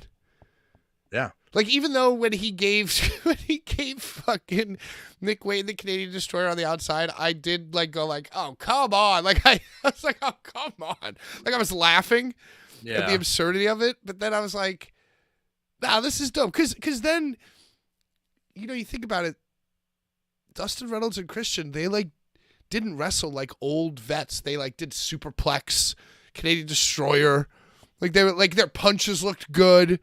You know, they're kind of like laying into each other a little bit. Like it was like a dope match. I was like, yo, this is two fucking good. vets. Yeah, two fucking vets. This is good. Like, and even though, well, that's why the Edge and Christian match. Like some people didn't like that last Edge and Christian match. I thought it was fine. I think the one before that was way better. Oh, the TV AEW one. Ones. The TV one, yeah. The TV one was better than the pay-per-view one, but still, like you're just, you're still comparing it to everything else you're seeing in AEW, which is kind of like, yeah. You know, we'll get to that point in the show where there was a tag match in the show, which was, well, this is one of two things that I actually actively paid attention to, and it's like, I wouldn't say I was going in wanting to like it, but I at least, when I saw who was wrestling, I let all my preconceived notions and all my thoughts about Tony Khan and AEW, I just let them all fall away. And I was like, I just want to see Christian and fucking Goldust wrestle. And as long as I didn't have that like negative eye on it, like they used their wrestling powers to like suck me in and like care. Yeah. And by the end, with like the final like kick out, like they did one of these things where like Christian like got the distraction, kicked him in the balls, speared him, but then Goldust kicked out, and then he hit him with like the impaler and got him or whatever. But by the time that the end of the match, the finish was happening, I was like kind of invested. Like their wrestling powers worked on me. They like hypnotized me. told a story, brother. They told a story in the ring, brother. Told it in the ring. Yeah, so that was really dope. And then immediately to Renee, I don't even remember. Everything else is a blur of very below average to cringe, Lameaholics Anonymous content. Did you see that Matt Seidel was on the show? That he had a backstage promo. He had a promo with Jericho. Yeah, he's gonna fight Jericho, right? So I didn't even know Matt Seidel was still alive, let alone still wrestling. But he looks like, I don't know, like the oldest young person ever. Like I don't know. I think he's like my age or our age, and still looks like he's like 22. But somehow like a 22, 38-year-old. I don't know. He's one of Still these like college basketball players who looks like he's 40. Yeah. But he's my height, like 5'8". and then he's just like still awkward as shit. What if Jericho's I like, become? and then Jericho's like, we're gonna face each other in Rampage in Charleston this week. Crowd's like, yeah, I want to see Jericho. Yeah, sure. I think when they showed Jericho, they actually turned down the volume a little bit, hoping Of the you crowd. know. But then they were in South Carolina, so he's probably not going to get booed, especially South Carolina, you know, because that's big, Jericho country. big Jericho country. Yeah. Did you also see they had a little segment for Jay Briscoe on the show? It was anniversary of the death of Jay Briscoe. Featuring Larry Legend, prominently featured in that. I don't know if you caught that. Because it showed what, CZW stuff? ROH. This is what I wrote in notes. 1 year since Jay Briscoe's death, and they had a nice moment on stage with Mark and his nieces, and their family was ringside, followed by a nice video package montage. Rest in peace, Jay. I couldn't help but realize they made all the hubbub for Brody and not so much for Jay. but I digress. Oh, you think, well, Battle of the Belts show, basically every segment and wrestler had a Brody thing on them or with them. And this just had one segment, and Mark didn't even wrestle on the fucking show. Yeah, he just came out and like yelled. I mean, like, I think that's fine. Like, I guess that's fine what they did. Should be just grateful they fucking did anything. But I don't know. Maybe it's because it was too close to the Brody thing. Also, did they pass both within a week of each other? No, it was like a year and a week later, I think. Year and a week later. Yeah, exactly. Not exactly, but yeah, like, still a week. But yeah, at least the nieces can walk and stuff now too. They were almost paralyzed. Oh yeah, I guess they were in the car. They had a long road ahead of them. I remember hearing. Yeah. So. Well, I mean, I don't know. Maybe I guess just devil's advocate to try to explain it. You know, I guess Brody Lee was a lot closer to a lot more people in that company. You know what I mean? Like the people who were deeply loving of Jay were people who had already worked with him in Ring of Honor, whereas like Brody like took John Silver under his wing and like, you know, Anna he, like, Jay and all these. Yeah, Anna Jay and Preston Parker, and he like touched so many. And Preston Parker. Is it Parker? I don't know. There was Preston Lacey. Preston Lacey. Is that from? No, that's from like a movie oh no, Preston Lacey, wasn't he from Jackass? No, like Preston Parker was from Jackass. Preston Lacey was the fat guy. I don't know. I think he was. Preston Vance from CKY. Preston Vance. Is that what it is? Okay, maybe someone to check. Yeah, he was number 10. Number 10 or whatever.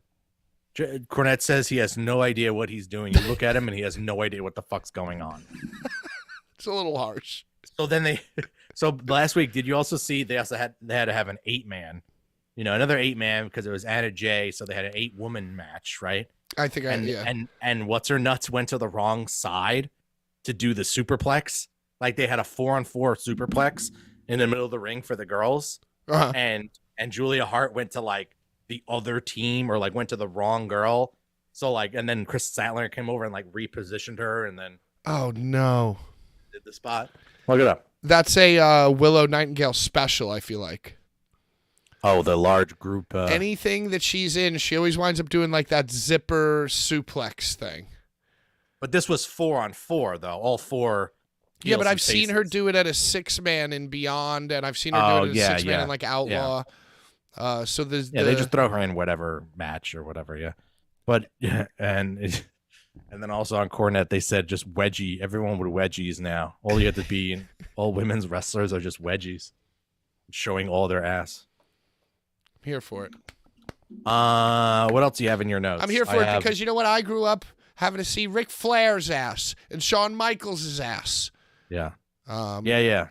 But I did also live through. I was like 15 during the Royal Rumble bikini contest with the printed boobs. So I guess my life wasn't so hard. Yeah. Sable. Okay, so Renee also interviewed Raccoon Swerve. What is that? Why is he putting on so much makeup? He's evil. He looks awesome. Yeah. I mean, he's still very over, but like, he's like black. He's like the Black Penguin. He's kind of like a mix of Lil Wayne and the Penguin. And Nana would go up to someone like ringside, like in the ropes, like antagonizing. Yo, I love Prince Nana, but they do not fit together. Like I just no, it makes no sense. It's two completely different guys. And then like you see when Swerve is like trying to be serious, because he's always like pretty serious. He's like the Joker kind of. You know who I thought of when I was watching the Swerve promo? Joey Conway, I thought of. Big coat, super evil, kind of talking and really brooding. I don't know. I was like, oh, this could be Joey Conway. I could see this being Joey Conway. But yeah, like whenever he's trying to be serious, like Prince Nana is like over the shoulder. Yeah, doing, being like, a goofball. Glare. Well, no, but then he tries to be serious, which is even more goofy. Like when Prince Nana's like, oh, we're going to get you. So dumb. What Renee? Renee? Did you also see that Adam Page has a new look? Oh yeah, he is dressing and trying to get a haircut like and look exactly like Magnum TA, one of the many wrestlers who's come before him who Hangman Adam Page would not listen to advice from. So by the way, our notes were not in the same. Our notes were separate, so we didn't talk about this. No. And that was in my notes. Magnum TA. Yes. So, but yeah, the big mustache, the big like full mustache, the really angry look on his face, the serious promo, and now he's wearing all black. Not that I don't know. Magnum TA didn't wear black, did he? No, but he's got always like wear, almost blue exact jeans. same hair and facial It's hair. the same vibe. Yeah, he's trying for the same energy or whatever. But which is weird because if he wants to be original. He has that whole like quote. He would never listen to Magnum TA. Right, he would never listen to them. That's why. CM Punk. Empty-headed dumb fuck. Yeah. Oh, Terry Funk's in the locker room. You're not going to listen to Terry Funk? Shut the fuck up. It was awesome. So true. So true. So like the guy who Shut the fuck up, empty-headed dumb fuck. Some empty-headed dumb fuck who's never done anything in this business is going to say that they're not going to take advice. Shut the fuck up. He's like, tell that to Terry Funk. He goes, tell that to Terry Funk that you're not going to listen to his advice. Thanks, Mr. Funk, but I think I got it from here. Shut the fuck up. Yeah, that might go down. That's like one of the greatest like top 10 wrestling moments ever. Yeah, I was just going to say that It's up there with like it's like that screw job, original pipe bomb. Yo, but that's the dopest thing. It's like he did the pipe bomb for real. Like he did it for real. And he was like, we got two people in the back who call themselves general managers. They couldn't manage EVPs, a target. You got two EVPs. Yo, he just went full scorched earth right in front of everybody, right in front of Tony Khan, right there staring at him. Yeah. Oh my god. And then he would go like this, like that's my fault. I should have said something in the Forbes interview as he's like, no, it shouldn't be your. And then right in front of the owner of the company, he goes, I'm trying to run a business here. CM Punk says, I'm trying to run a business. It's true. I mean, he's trying to. It's like $1 million house that they drew off my back. Put that house in jeopardy. For an empty. You think he was out of line saying that? No, I think that was the fucking coolest shit ever, Joe. Yeah, it was like knowing that you're that draw. Yo, That was true. They weren't that draw because they're a bunch of fucking haters, and that's why the whole fucking you know thing what happened. too, like the way that he's acting. I know we're off topic now by a large stretch, but the way that CM Punk is acting in WWE right now, all the AEW people are like calling fake, right? But like he was trying to do that early on in AEW, if you remember. He would like sit and he'd stay for Rampage, and all these stories were coming out that he was like watching fucking Hook's match, watching this guy's match. He was doing what Edge is doing now in AEW.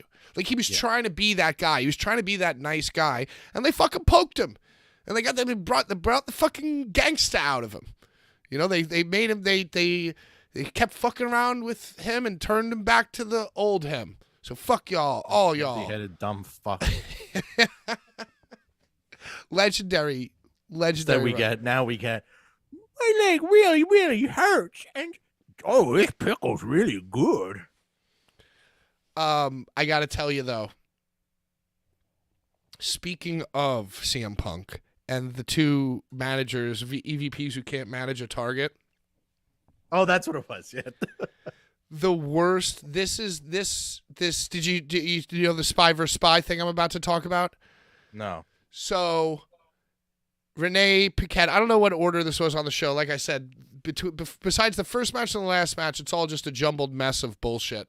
But at one point, Renee Paquette, same shirt. She's wearing the same shirt for behind the scenes in the entranceway. She's wearing the same shirt for in the ring. Now she's doing a sit-down interview, which is admittedly pre-taped, but she's wearing the same shirt that she's wearing on the live show. Who was that with? The Young Bucks. Oh my god, that promo was so bad. Oh, but maybe some of the worst shit I've ever seen. Like, Renee, let me talk. I want to talk about something. Like, oh god, he's the fucking worst. Yeah, and she goes, I'm here, I'm sitting here. It starts out with them sitting with their little mustaches. Yo, they're trying to be like douchebags. They're not even good douchebags. Like they just got to be themselves, and they'll fucking nail it. Yeah, and now they're like acting. So she goes, "Oh, I'm sitting here with Matt and Nick Jackson of the Young Bucks." Whoa, excuse me, Renee. And Not so like Young Bucks. Yeah, no, and she's like, and they're like checking their phones because they're like businessmen now.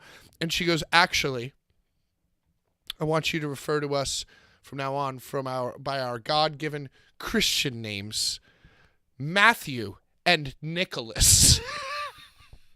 Yeah. Huge, so bad. Huge character development. Matt and Nick Character Jackson are now wearing suits, and they want to be called Matthew and Nicholas. And this was so fucking bad, Joe. Who's the little one with the black hair? Matt? Yeah. Matt, you nailed that impersonation. Yeah, he's always like, it was just like the shoulders tighten up, and then he's like looking down and like doing this with his finger. Oh my God, dude. And he took He's over. the younger one. Nick is the older one. He took over this interview, and they're trying to be bad guys, but it's. I immediately was like, yeah, really checked out. Like I went. He like goes, Undertaker, bro. He goes, "Oh, all the things you hear about us, all the rumors, all the things that you write on your dirt sheets, Renee." Sheets, yeah. Meanwhile, Meanwhile, they're like fucking in bed with the biggest one. And they tried to do it like as a work shoot, where they're like mean bad guys now, but they have a reason. It's because the thing that they sacrificed their friendships, they sacrificed their own legacy. They sacrificed all these things so that this company could exist. And then they said, like, "Hey, Renee, that check cleared last week. You're welcome." And and so, like, they're evil CEVPs now. But they're also, like, bitter about, like, what happened with CM Punk backstage, like, without saying it. And it's like, it's not really their fault that they're like this. But I'm sorry, I have to take a phone call. Ciao.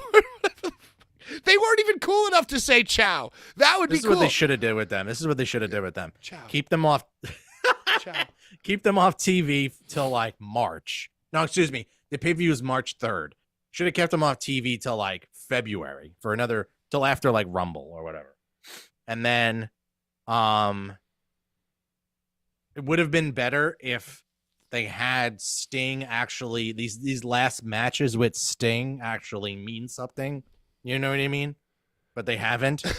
And then when you have these matches actually have two things being built. So you have like the Sting matches actually meaning something.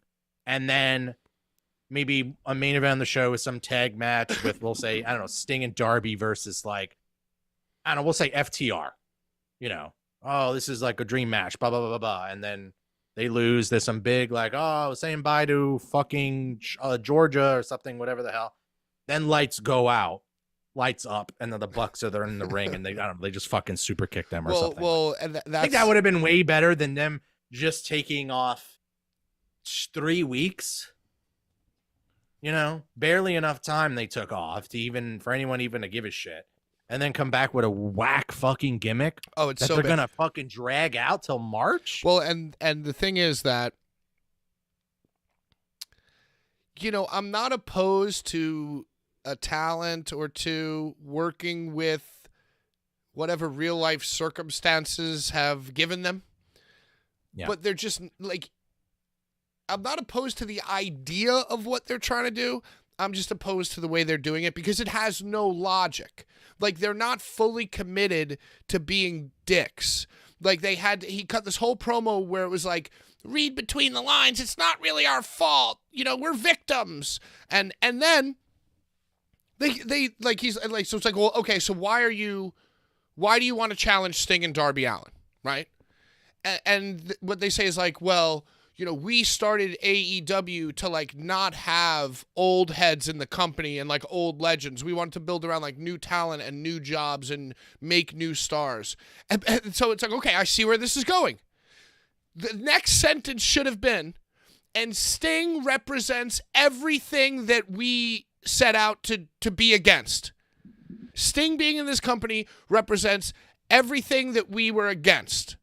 But instead, the next sentence was, And we have nothing against Sting. He's the greatest. He's the best. Everybody in AEW should be like Sting. But he does, represent the old guard, so we got to retire him. So, like, they couldn't even commit. Yeah, it's like, I guess we should do that. Yeah, Opposed to giving it some juice and being like, we had to come back to make sure the company isn't ruled by old heads. Yeah, and that would have been kind of cool, like a little legend killer EVP corporate fucking. And you still didn't have to have a whole month and a half build for that. You could, if the pay-per-view was March 3rd, you could have had him come back like February, whatever the fuck, second week in February, and just built it up for 3 weeks. Or That's it. or like the 2 weeks. Yeah. Well, because you don't need. It's the Young Bucks and it's fucking Sting and Darby, another fan favorite. How much do you need to fucking try to take out of this? And now they're already like, it's already here. Well, and and then they go, and then Renee says something. And they've already, but just sorry to interrupt, but they've already sold the fucking arena out. So it isn't like they're trying to fucking sell tickets either. Well, you know what's going to happen? Young Bucks are going to, just to finish up. They sold it out. Yeah, exactly. They're going to say they sold it out. Yeah. The biggest house. It was already sold out before they even, I could definitely see that this is going to be a topic on like Cornette soon. Or something. Well, and also, then Renee, to close it out, Renee's like, oh, well, like, I guess we'll wait to hear Darby and Sting's, like, response, And then they go, honey, whatever. Sweetheart, we're the EVPs. We're going to make a few calls and make it happen. Which is also so stupid because it's like, okay, you guys could make your own matches and like, oh, you're going to make a few calls. Who are you going to make the call to? Everybody watching the fucking show knows that the only person you'd call is Tony Khan. So, like, you're basically implying that Tony Khan is working with you. That's what they should have Tony Khan as their fucking manager, dude. That's what it should have been, yeah. But, yeah, I fucking hated this shit. And it's so fucked because, the Young Bucks did the job to FDR at Wembley. Oh, we're so benevolent. Yeah. We're so benevolent and loving. Like, we'll do the job. But it's like the people who should be in Sting's last match are FTR. So it's like, oh, we'll drop the belts to you, which, by the way, mean nothing right now. I don't even know who the champions are, but we're going to take Sting's last match. Starks and Big And they're probably going to fucking beat him, dude. They're probably going to, I'm sorry, I love you. Like, it's like do the job on the way out, but he's like retiring, which is completely different. Well, and he's like, they're undefeated. Yo, and I guarantee you, because this is what the stupid Young Buck are going to do. I just know they're going to do this. It's going to be in the finish or somewhere. Matt Jackson. I could see the camera shot in my mind right now, Joe. Super kick. I'm sorry. He's going to say it with his mouth. I'm sorry. I love you. And he's going to go to like kick They've him. already done, but the Bucks have done that spot already. No, like but in PWG and shit. But Sting's going to reverse it. He's going to like catch the foot, spin him around, Scorpion Death Drop, 1, 2, deep 2. What's it going to take? I guarantee you they're going to play off the I'm sorry, I love you spot because that's what fucking marks do. They should do, they should just make it a Extreme Rules match or anything goes match and then have like the explosives on the Jordan. Like they tried with that one match. That was awesome. Okay. Have him big bump. Very, very quickly, what else happened in this pay-per-view before we talk about this last match? The show? Or pay-per-view, the show. It felt like a pay-per-view to me because I sat there and watched the whole thing. Yeah, Bullet Club Gold won the ROH Trios titles. They beat the Mogul Embassy. Okay. So Jay White and the Guns. Great. There's a new shirt alert. New shirt alert. Adam Cole's wearing his new shirt where it's like half face of Devil, half face of him. And he's doing a promo in the back, putting over Wardlow. And Wardlow's all big and tall, and Adam Cole's like small and on the pale, crutches, like pale sickly. and on the crutches. Yeah, and like he really is putting his heart into what he's doing now. Like it's disturbing how underrated Wardlow is. It's just it was so bad. Yeah, Adam Cole, beautiful eyes, nice guy, beautiful eyes, very handsome gentleman. Tiny, tiny little man. And lame. Totally lame. At least give the man a wheelchair. At least give him a Dr. Evil, Professor X wheelchair. You got to make him hobble around on a walking boot and crutches? Should have had him sitting in a chair, yeah, and then have Wardlow standing above him. Private Party wrestled on the show. It's probably their first match back in 13 months. They beat Top Flight. Deonna Purrazzo also defeated Anna Jay. That's right. Tony And Storm then said they Tony Storm drama, and they fucking still are ruining her and ruining the monochrome black and white filter. she told Deonna Purrazzo that she's going to punch her right in her box. Yeah. Yeah, and then Renee like popped. She corpsed. Yeah. 'Cause They were Renee both was in the ring. Deonna Purrazzo and her were like, it's like everybody's just in awe of the character work that Tony Storm's doing, so none of them can be serious. I do like how she sat on what's his name's shoulders. Luther. It was funny because they don't know what the fuck was going on because they had the ROH announcer on the show this week. Right, Did you see that? Riccaboni. Ian Riccaboni. And there was a lot of funny shit from fucking commentary tonight. Like, so Tony gets on Tony gets on the fucking table like she wants Luther to pick her up in the electric chair, right?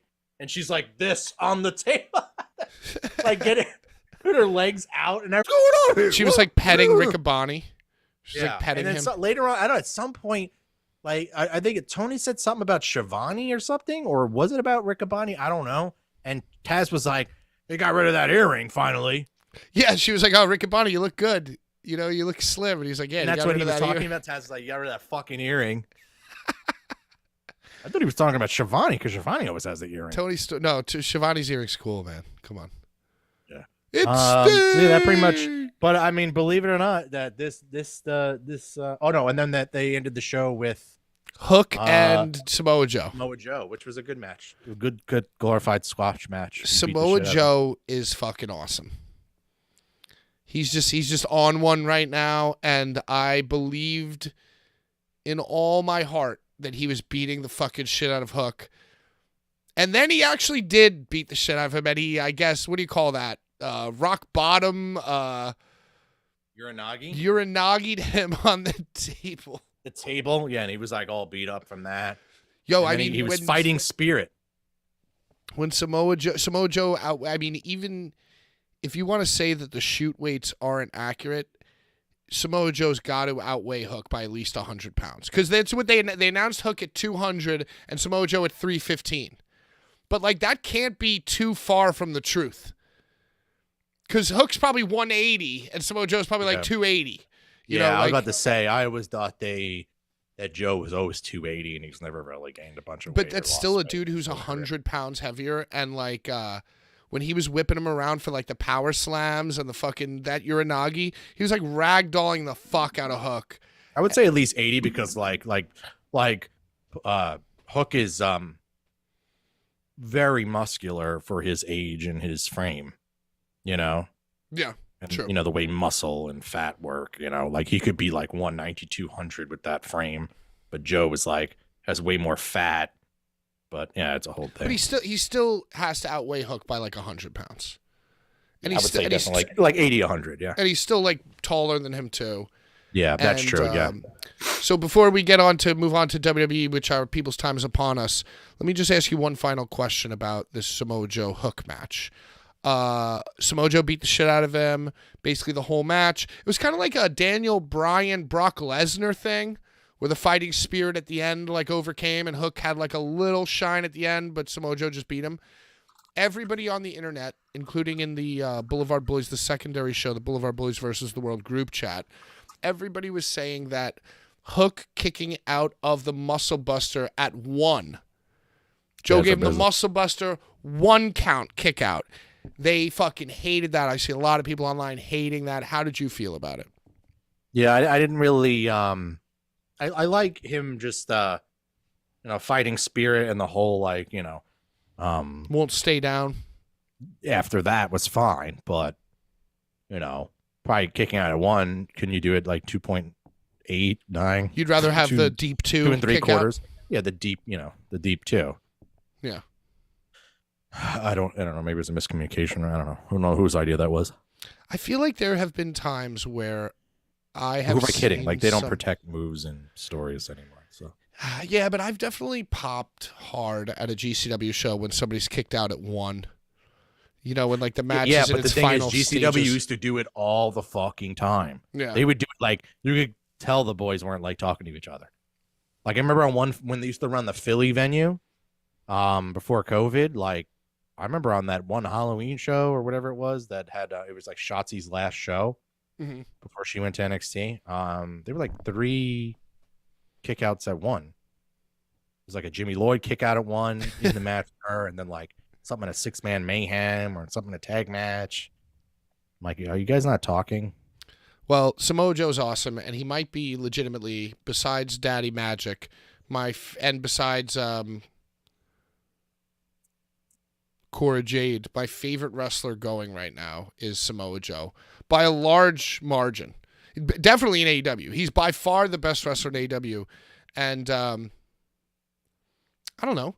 I feel like you couldn't have packaged Samoa Joe like this in WWE, although they tried and it worked for a small amount of time. I feel like Joe in this environment could go on. He should be on a run. He should be on like a run. Right well, I'm sorry to burst your bubble, your Mark bubble, but this is not going to last long. He's only a transitional to Adam what? Page. To Swerve or Page? No, I think to Adam Page. I don't think they're going to make. I think if they do make Swerve champ, it's going to be eventually when like no one cares. Like I think it's going to be a singles match. You think it'll be a singles match before Revolution, and then it'll be Joe versus the winner, or Page and Swerve at Revolution, and Joe will just get another throwaway match. Or Joe, or maybe Adam Page takes the pin for Swerve, so Joe stays protected, something like that. Oh, you mean they end up making a 3-way threesome? Because that's how Dynamite ended. It ended with all 3 of them glaring at each other. Yeah. I mean that's fine too. It could be that too. We're kind of in that bubble with WWE too. So, kind of in that speaking predicament. of WWE, it's Royal Rumble season. And you said you wanted to, much like in the Christmas spirit, you watched all of A Christmas Carols. You said that we wanted to start watching some Royal Rumbles. We don't have much time though between everything else we're watching and doing, so we only have 1 more week. What's your favorite Royal Rumble? Do you have a favorite? One of my favorites is the one when Drew McIntyre won. Oh, the Brock. Brock Lesnar was like holding it down the whole match. That's the birth of the dancing Brock. Oh, yeah, and he's like, and then Keith Lee comes out and he's like, "Oh, you big." Oh, there were a lot of like that was I don't know who booked that, but that was one of the best ones. Yeah, that was awesome. The year Nakamura won in Philly was good. I don't know if it was not as good, but that was when they like first started bringing NXT people in, I think, and Adam Cole was in it. That was what about cool. give me like retro? Give me like nostalgic, like 90s, pre 2000. Here goes my memory with these matches.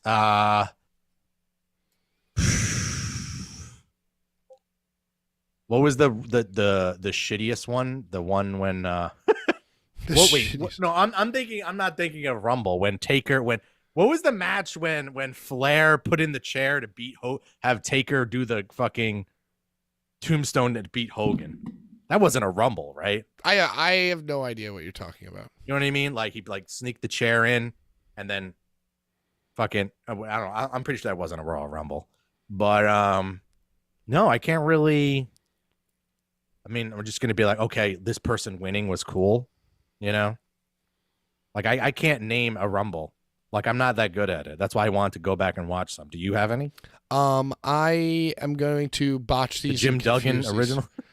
No, well, okay, so I can name winners. I just can't name like, oh, that was a good Rumble. And there've been so many stinkers. So what was the one? I guess Royal Rumble. See, I'm gonna fuck this up. What happened with I guess the one in like 95 was like somehow Bret Hart and Lex Luger won. Oh yeah, when they both went over. No, well, you see, I feel like, was that the one where they both went over? Or was it Davey Boy Smith and Shawn Michaels? No, that was the one where Shawn Michaels did 1 foot. Yeah, that was when they both went over and they both had to have the rest. Yokozuna had to fight both of them or something. Fight both of them. No, that wasn't what happened. Isn't that what happened? See, I'm having a bad memory right now. Hold on. Flair going the distance was 92. Yeah, I know that one. 94 was I'm only here. Bret and Luger co-won 94, and then didn't that lead to WrestleMania 10? Yeah, I guess so. See, I don't even. Yeah, I guess Lex Luger lost to Yokozuna, but Bret had to wrestle Owen in the beginning. That was 10. Then the next year's Royal Rumble was Shawn Michaels doing 1 foot and throwing over the British Bulldog, which was fucking awesome. So those two, and he was like the first person to win from 1. Yeah. Because Flair actually won from 2. Yeah. So Rumble 94, Rumble 95. And then he went back to back. What happened? They went back to back. Shawn, back to back. Austin. Yeah, it was. And then Shawn won in 96, I think. Again. I forget which year he did 1 foot. And yeah, and then of course you have Austin 99 where he's like fighting Vince in the bathroom. Right? I think. You mean like when he fought him in the bed?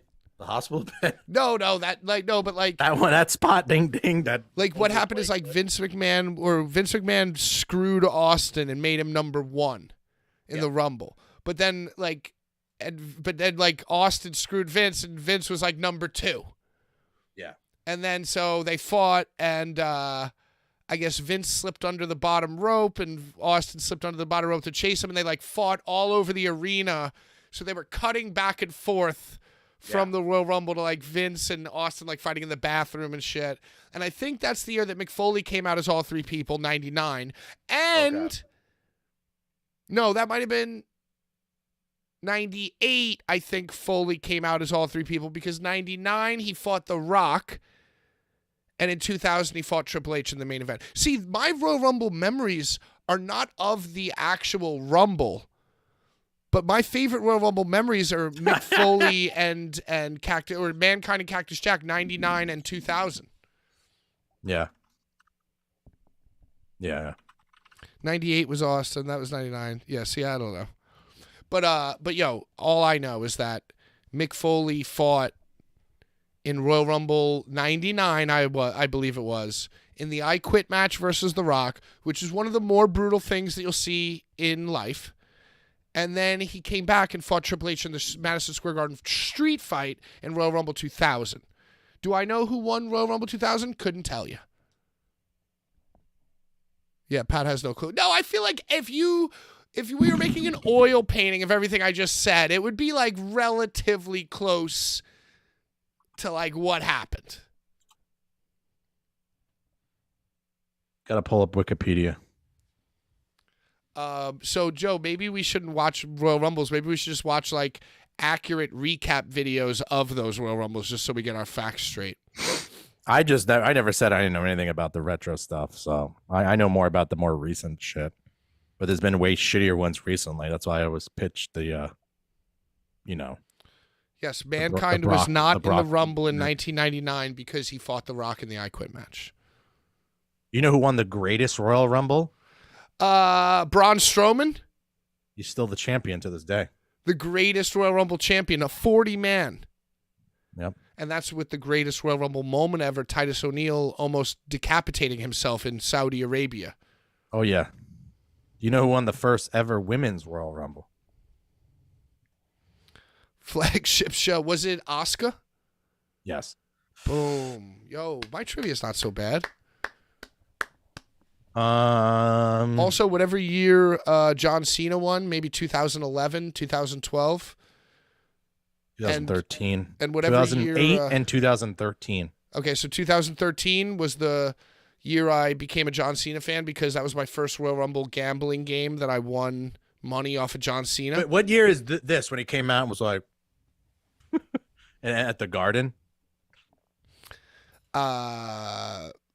Maybe. Oh yeah, and he like returned. He was like 28. Yeah, it was 2008. This says the city right next to it. What year did Batista come back and win? 29?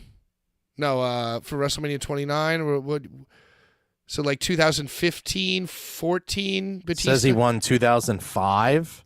No, the next one. 2014. 14. Yeah, I won money off Batista winning that one. That was with Blue Tista, right? No, he wore like the Shaq. Yeah, but then shoes. he went. Yeah, he went blue glasses. Mania Give me and what I was want. blue. Yeah. Give me what I want. And then he fell. But he also wore blue, and they called him Blue Tista because that ended up being the three-way dance with Brian, Orton, and Blue Tista, right? No. No, that's not that year. No, the year that Batista won, I think he went on to fight. Fuck, I don't remember, but that's the year he fell getting into the ring at WrestleMania. He just straight up fell. Yeah, he just did the like whoa, and then walk alone. I fall alone. All right, so did you watch Raw this week? I heard Raw sucked. No, and yeah, there was a year where Batista and Cena fell out at the same time. But I don't think that was the year that they went on to do Danielson, because it was Batista and Cena fell out at the same time, and the triple threat was Triple H and Batista. No, it was Orton. Well, Danielson Batista. was WrestleMania 30. I know that. So just do the math. I don't know. Who fucking cares?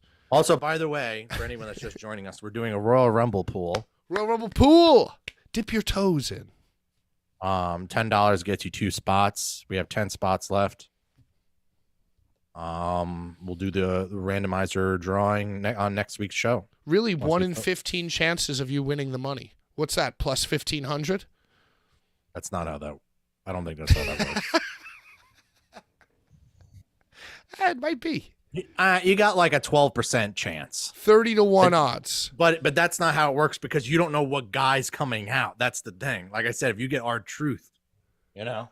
But if you really have an umbrella percentage, because like if you're in it, you get 2 picks and you could get 1 in 30. So entering before the picks are drawn, you have a certain win percentage, and everybody has an even winning percentage. But then, based on what numbers you get, your percentage would change, because if you have like number 2 and number 4, chances are your guy's probably well. 2's a good one. 2's a good one too. Yeah, I would say 1, 2, 3, and then anything after like 20. right. You want like you want 1, 2, 3. 1, 2, 3, 28, 29, 30, and then pretty much the odds kind of diminish after like 20 to 27. And then after that, usually like 4 or 5 through like the teens is not good winners. Well, Cody entered as number 30 last year and won. I think he's going to be number 1 this year. I think he could win again at 30. We'll do back-to-back 30. Whoa! So yeah, if you want to get in this pool, you'll have to just shoot me $10 on like Venmo, Zelle, PayPal, whatever, friends and family, and I will put you on the list. You'll make the list. There's the list. You just made the list. Joe's going to be there live stealing commemorative chairs. That too. I won't be stealing your money. Unless I win, then I will take your money. Right, but you would have earned it. Yeah, and then you win everything, $150 if you win. Winner and there'll take be all. a runner-up. Winner take all, and there'll be a runner-up prize. I'll think of something creative for the runner-up. Maybe a sticker. Yeah. There'll be something better than a sticker. No, I did not watch Monday Night Raw, but I feel like they're just doing generic Royal Rumble build-up stuff. Yeah, I heard it sucked. Like the reviews were like, "Oh, the Raws have been like kind of going up as of late," and then like this was just an off week for them. I think it was because they impromptu did the Jinder Mahal thing. Well, and also it was I think a lot of the talent couldn't get into Arkansas because it was like Blizzard City. Oh yeah, Pride, that didn't help either. Did that really fuck your week up? No, having pink eye in both eyes fucked my week up. Yeah, it was just snowy out here in Philly. Yeah, it was snowy here too, but easy shoveling. Apparently Arkansas was like getting hit. Yeah, some of these towns got hit, like Buffalo. I mean, Buffalo always snows, but But yeah, the show itself looks like DIY beat Judgment Day of McFunko Pop and Dominic Mysterio. Women's match, which didn't even get it was sub 5 minutes and not even eligible for a vote. I like that. I like that when that happens. No one votes on it all. That's how bad it is. Ludwig Kaiser defeats Xavier Woods by DQ. Tozawa defeats Ivar. Thanks to outside interference from that lady. I saw that clip. Valhalla? No, the one who's friends with Tozawa. Maxine Dupree. Maxine Dupree. She's kind of on the cringe radar. Oh, she's a lameaholic, 100%. Yeah, okay. Just making sure. Non-title match, Judgment Day of Damian Priest, and Finn Balor defeat Awesome Truth. Shayna Baszler and Zoe Stark defeat Natalya and Tegan Knox. Awesome Truth. So that got a 4 out of 10. Who did? 4 to 10 on Cage Match. Shayna Baszler, Zoe Stark defeated Natalya and Tegan Knox. And then the main event, Seth Rollins defeats Jinder Mahal. That got a 4.5 out of 10. Wow. So there wasn't a match above 7, which was the opener, the DIY Judgment Day. So I don't think we'll be seeing Jinder Mahal ever again. What do you think? I don't know. He's hot. I don't think it's hot anymore. I think that's over. Cooled him right off. Yeah. I mean, like, they should bring him out in the Rumble. We should be. He should 100% be in the Royal Rumble. 100%. He should be number 30. Scare everybody. Well, don't you love when that happens? When it's like, oh, this number 30's got to be like, Braun. Yeah, it was like Big Show. One year was like Big Show or something. And I'm just like, yeah, it's always like this show's like fucking doomed. Yeah, that's the funny thing about the Rumble is like the writing's on the wall usually around like 22 or 23. You know, like, oh, this match isn't that great. It's almost over already, and there hasn't not much has happened. Like, who else is left to come out? You know, it's just like, oh, last licks, and then it's like 28, 29, 30, and it's like, oh, whatever. Yeah. And some years it's like a banger. Like I said, that Lesnar one was really good. You know, told a great story. Yeah, that Lesnar one. Hit or miss. Good. Hey, and the last year was kind of fun too with Cody. Yeah, but it was definitely on the lower end, I think. Yeah. I think this year's going to be good. You have Cody, Punk, Drew, Jinder. Are we Jinder Mahal? Are we assuming both the Usos are going to be in it? Solo Sikoa, I assume, would be in it. Okay. You're saying that the guys in the 4-way won't be in it, right? Are we saying that? So yeah, I would hope that. LA Knight and Randy Orton aren't. That's fine. I'm fine with all 3 of them. I wish AJ would be in it, but I'm fine with LA Knight and definitely fine with Randy Orton not being in that shit. I hate that they do that all the time. Where the 2 things that I hate are when the person who wrestles in a match on the card that night is in the Royal Rumble, and I fucking hate when they bring out the mid-tier champions. Like last year, Gunther was in it, and Gunther was the current IC. Yeah, but Gunther's definitely going to be it again this year, and he's going to fucking. Well, if you're the current Intercontinental Champion, you shouldn't be allowed to enter. It should be non-titled wrestlers only. You could be a double champion. What's wrong with that? No, I don't like that. I don't fucking like that. Don't like it. Didn't he like rise as a star? Like he got like a really good rub off being like the longest, running the longest Iron Man in the match or whatever it was, right? Right. He came in, he was second, and he has the longest time ever. Like an hour and 11 or something like that. Some other people, Nakamura, Lashley, and then Gunther are also confirmed. Okay. Besides Cody, Punk, and Drew. And then on the women's side, Lashley. We have Bayley, winner. Nia Jax, loser, and Becky Lynch and Bianca Belair are the only ones confirmed so far. Well, Becky Lynch was saying, Becky Lynch came out on Monday and told Rhea Ripley that she's going to win the Royal Rumble and fight her and point to the WrestleMania sign. I'm pretty much I'm confirming. I'm going to stamp it. I'm not going to change my opinion.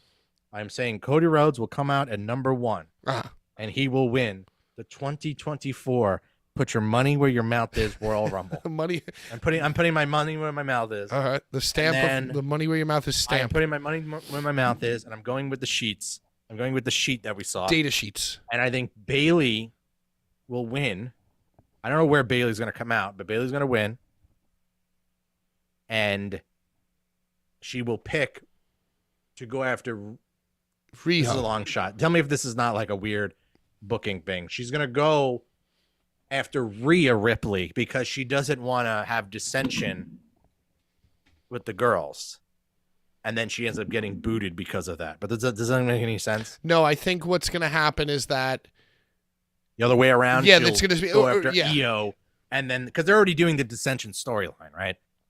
I think well, and I think No, you don't really watch. So like 2 weeks ago, they were already like, Bailey lost a match to somebody. And she was like, oh, why didn't you help me or whatever? And it was like, oh, well, we just didn't want, this Dakota's like trying. Dakota is the middleman or middle woman between Bailey and the Japanese girls. right, because she loves anime. Yes. So that's like their common ground. And Bailey is just. I think it. And then I will don't- see, and then maybe your prediction will happen. We'll see Bailey with the. And they'll have to cram her into her old gear, and then everything will be epic. cram her into a Shoehorn, like That's not nice. I would love to see a way that Bailey redoes the wacky waving inflatable arm flailing tube men, but I don't think it's going to be against Rhea. I think you're going to get Becky versus Rhea, and I think you're going to get Bailey versus Io. I guess it makes sense because they need to keep like the Rhea build up. Right, so Rhea beats Becky Charlotte. Lynch. Rhea beat Charlotte last year, right? And then she beats Becky Lynch, and then I don't know. It sucks. I don't think they're going with Bianca Belair anymore, which sucks. Do you think that Mickey James is going to make an appearance? She just got signed as an executive vice president, executive producer of OVW. I had no idea OVW was still around, but Yeah, they had a that whole could be a thing. Netflix thing with Al Snow and Oh yeah, I did see that was advertised. I need to watch that. We also need to watch the Iron Claw. the Iron I Claws. can't find I gotta find a legitimate copy somehow. But yeah, I'd probably get that, and I think we might. You think Trish Stratus might be on the radar, or is that not a thing? Or Naomi. I mean, are the sheets saying we're not going to get Sasha Banks anymore? What did the data sheet say? What did the Bailey sheet say? Well, man, I love this time of the year when all these like dirt sheets just like go for the fucking clickbait and they're like MJF is out. I told you. Fucking told you. MJF is out right now. He's gonna be in the Rumble. I'm telling you, this is the year, bro. Like all these Mark podcasts that are out there. Non-flagship shows. Yeah. Yeah. It's just like, dude, doesn't he have a long-term deal with fucking AEW? All the people who know their Royal Rumble history and can run a show without any technical difficulties. Fucking marks. I mean, I don't know. I mean, I guess that's the sheets too that does say he has a long-term deal. But There are plenty maybe of he's just injured and not going to do anything right now for a little bit. I mean, that's fine too. There are plenty of female surprises that you can foresee happening. You got a Naomi, you got a Trish, you got a bunch of female legends. You got Or all how about this- dun dun dun dun dun dun dun dun dun dun dun dun dun. Lita? But the question is, what are some male surprises? And don't give me some NXT. I don't want to hear that fucking. No, there's always an NXT. There's always an NXT. I don't want to hear one. So that we'll just Braun say Breaker's going to be in it. Braun Breaker's going to be in it, first off. Because he hasn't been in one, right? Yeah. I don't think he's been in it. And he, maybe they're just going to cram it with NXT guys because it's in Tampa. Yeah, that too. That's where the Thunderdome was. It's actually where the Rays play, but that's where the Thunderdome was. Yo, actually, Larry says in the chat, Jackie should come out. Jackie recently tweeted that she has a little bit left in the tank. Oh yeah, just like Mark Henry. I still got some left in the tank. You think Andrade is going to come out as a Rumble? Yeah. I mean, that's fine. Andrade can come back that way. I mean, the crowd's not going to pop. They never really cared for him when he was there originally. Well, once again, Tampa, maybe a lot of people saw him wrestling in NXT. Well, hopefully it means we get his original theme back. His original theme was like one of my favorites ever, but they'll probably fuck it up. Like when he's come out with Zelina Vega. Who else? What other males? Molly Holly. Although I think she said she was trying to wrestle too, right? Yeah, I feel like she's like kind of in That's the rotation. usually what the oh man, it's more so like instead of doing a Rumble pool, we should bet on like the amount of injuries that Nia Jax is going to going to inflict upon, Molly Holly, I'd say, is a safe bet. Ivory, maybe. Has Ivory been one of these nostalgic surprise entrants? I remember one year Michelle McCool like hopped the guardrail. She was like sitting with the Undertaker, and then she was like, "Fuck it, I'm in." Oh yeah, it's like "You're not enough for me," and she's like, "Oh," and then like walks in. It's a surprise. That was fucking cringe. Yeah, that was pretty cringe. You're not enough for me, Candice Michelle. Just another man about me. Yeah. I could see a what about Alicia Fox? She's been doing the stuff with Booker T. Fuck me. It's probably best not because she'll get too excited. A few bottles of wine and just she'll get too excited and then do the what was the dance she did at the one Rumble? I don't remember. Oh my god, you don't remember that that was like right before she got fired. Like that was why she got fired. I think. I don't know. She did a little dance. What kind of dance? She came out and was just like doing this fucking jig and this whole weird fucking dance in the back and on the stage or whatever. And then look it up. Is it Hunter's first Royal Rumble or did he book last year's or was Vince McMahon still in power? I think this is TKO's first Royal Rumble and Triple H's. That's what I'm looking forward to. Just better shows and the East slowly but surely getting better. Is the Awesome Truth going to win the tag team championships at WrestleMania? And we're gonna have like a KO and Sammy Bloodline Part 2, except it's R-Truth with the Judgment Day. I don't know. Is there any even juice? Any meat on the bone? You know what I would love if R-Truth teamed with the Miz, but then betrayed the Miz. And then when Judgment Day was like, what the hell's going on? R-Truth beats up the Judgment Day and reveals that he has been the leader of the Judgment Day the whole time. Have you seen that he was putting money in Finn Balor's pockets this week? Yeah, I don't understand. They had a jacket with like a bunch of money in it or something. And then they redid the intro. So that he's like photoshopped in.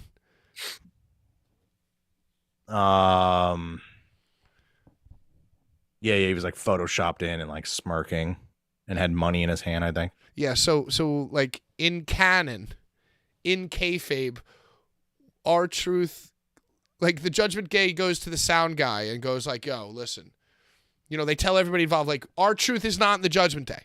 He is not part of do not announce him as part of the Judgment Day. Do not give him a lower third. He is not part of the Judgment Day. And they tell all the production people and they leave and go like work out their match.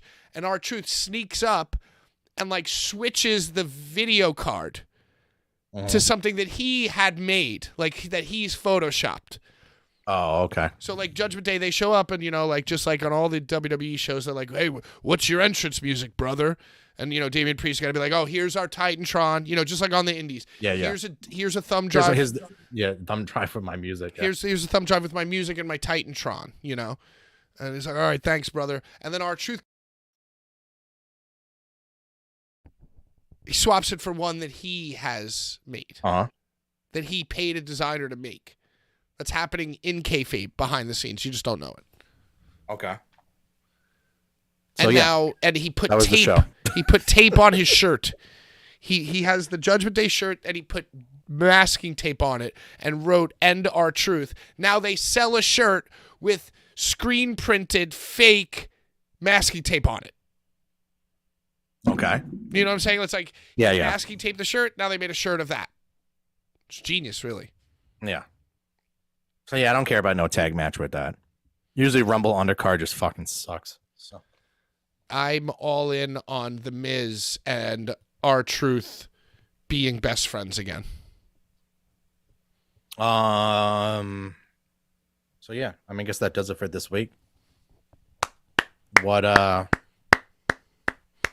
like to do some shout outs at the end of the show from now on, and some plugs. I think I like nice bookend to the show from now on, new segment. Oh, okay. I want to shout out. You know the Instagram account Cartwheels in Place? Oh yeah, great Instagram account. Okay, I want to shout out that. I also want to shout out John and Mikey. I'll be hanging with them next weekend in Tampa. And looks like Brian hit me up about the pool. So that's another spot. So we have, once Brian pays me, we'll have 9 spots for $10 each for the Rumble pool. Yeah, I think I'm gonna hop in this pool too. All right, so that should be like 8. Remember, you have to pay. You can't tell me you're gonna be on this. We're not gonna fucking play the game with people. We're like, this isn't fantasy football. And I'll like pay after I get my number, or I'll pay later, and then it's like you win and then you want the money, or you don't win and then you never fucking no. Joe is a world-class booker. Bookie. Yeah, I'm a Bookie of the year. Joe. Yeah. So payouts $150. Hit me up on Instagram, or just send me $10 on Venmo or Cash App. We'll probably put it in the description, or I'll put it in the comments or whatever.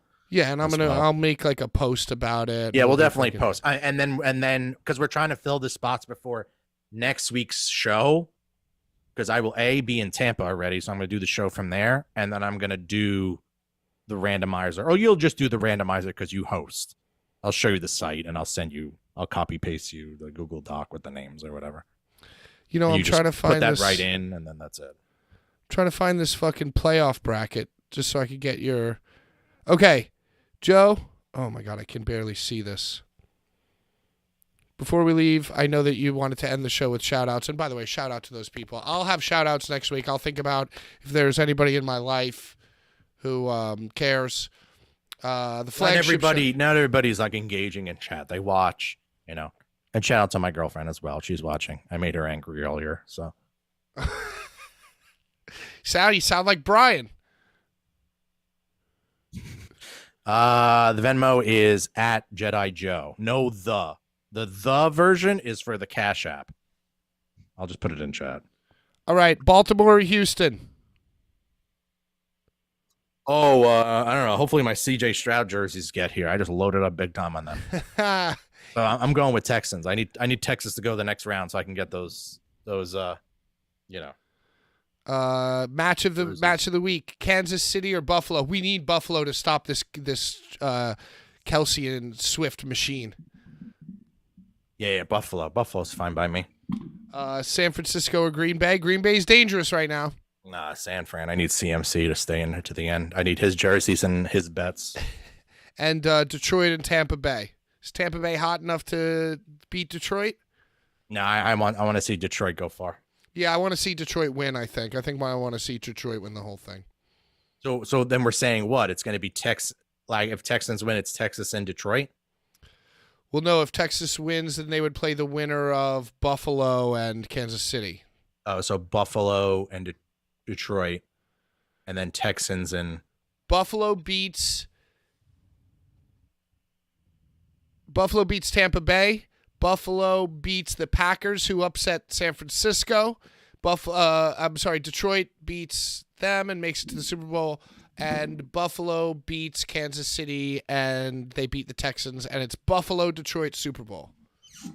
I'm adding another name to the list. Who is it? My buddy Ruben. He just paid. Ruben! Shout out. I mean, I know that you're going to be at the show, Joe, but sheets and sheets of data. So much data. I think I'm going to do. And then Brian also just paid, so Brian's on the list. Wow, how many spots left? 3? No. Brian. Hold on, Brian. So we have 1, 2, 3, 4, 5, 6, 7, 8. Because we got 2. We had 10, and then we got 2 paid for. So we have 8 spots left. 8 spots left. All right, I'm going to want to probably grab that one of those spots tomorrow. Get them while they're hot. I know you're going to be at the show. I'm probably going to be doing a live watch-along. Is it this coming Sunday? No. It's next Saturday. Okay, so we got one more show before the thing. Let's do this. Let's try to do this, unless it's too long of a day for you. And also, I might, with doing the chairs thing after the show and commuting back, I would be like, oh, let's do a thing where like we meet up after and have like quick reaction to the show, but I can't guarantee being back at a proper hour. No, but I can probably FaceTime. And I'm also going to remember I'm going to be pre-gaming at that festival before, so let's just Pirate's booty, right? Yeah, the Gasparilla. Just don't let the pirate's booty anywhere near your eyes. You'll get pink eye. Gasparilla, brother. Gasparilla. Right, you're going to be hanging out with MAGA Ron. Brother. All right, so we got one more show. Next week we'll do Royal Rumble randomizer. We'll do the rando for the pool. We'll fill out 8 more spots before then. Get them while they're hot. And then we'll do the randomizer next week. We'll talk more Rumble moments. We'll preview Royal Rumble. Still talk AEW and any stupid news. And then I'll probably go over what my itinerary also is for Tampa as well. And we'll talk more real sports, which you know I love to do. Oh, yeah. Then we have football to talk about, too. So. Football first down. All right, y'all. Well, on behalf of Jedi Joe and all the lames out there, thank you for watching the show. Thank you for being a friend of the program and a friend of the family. Be sure to get those Royal Rumble boxes in. Until next week, I am PK representing the flagship show of the Boulevard Bullies channel. Here comes the lame. Bye-bye.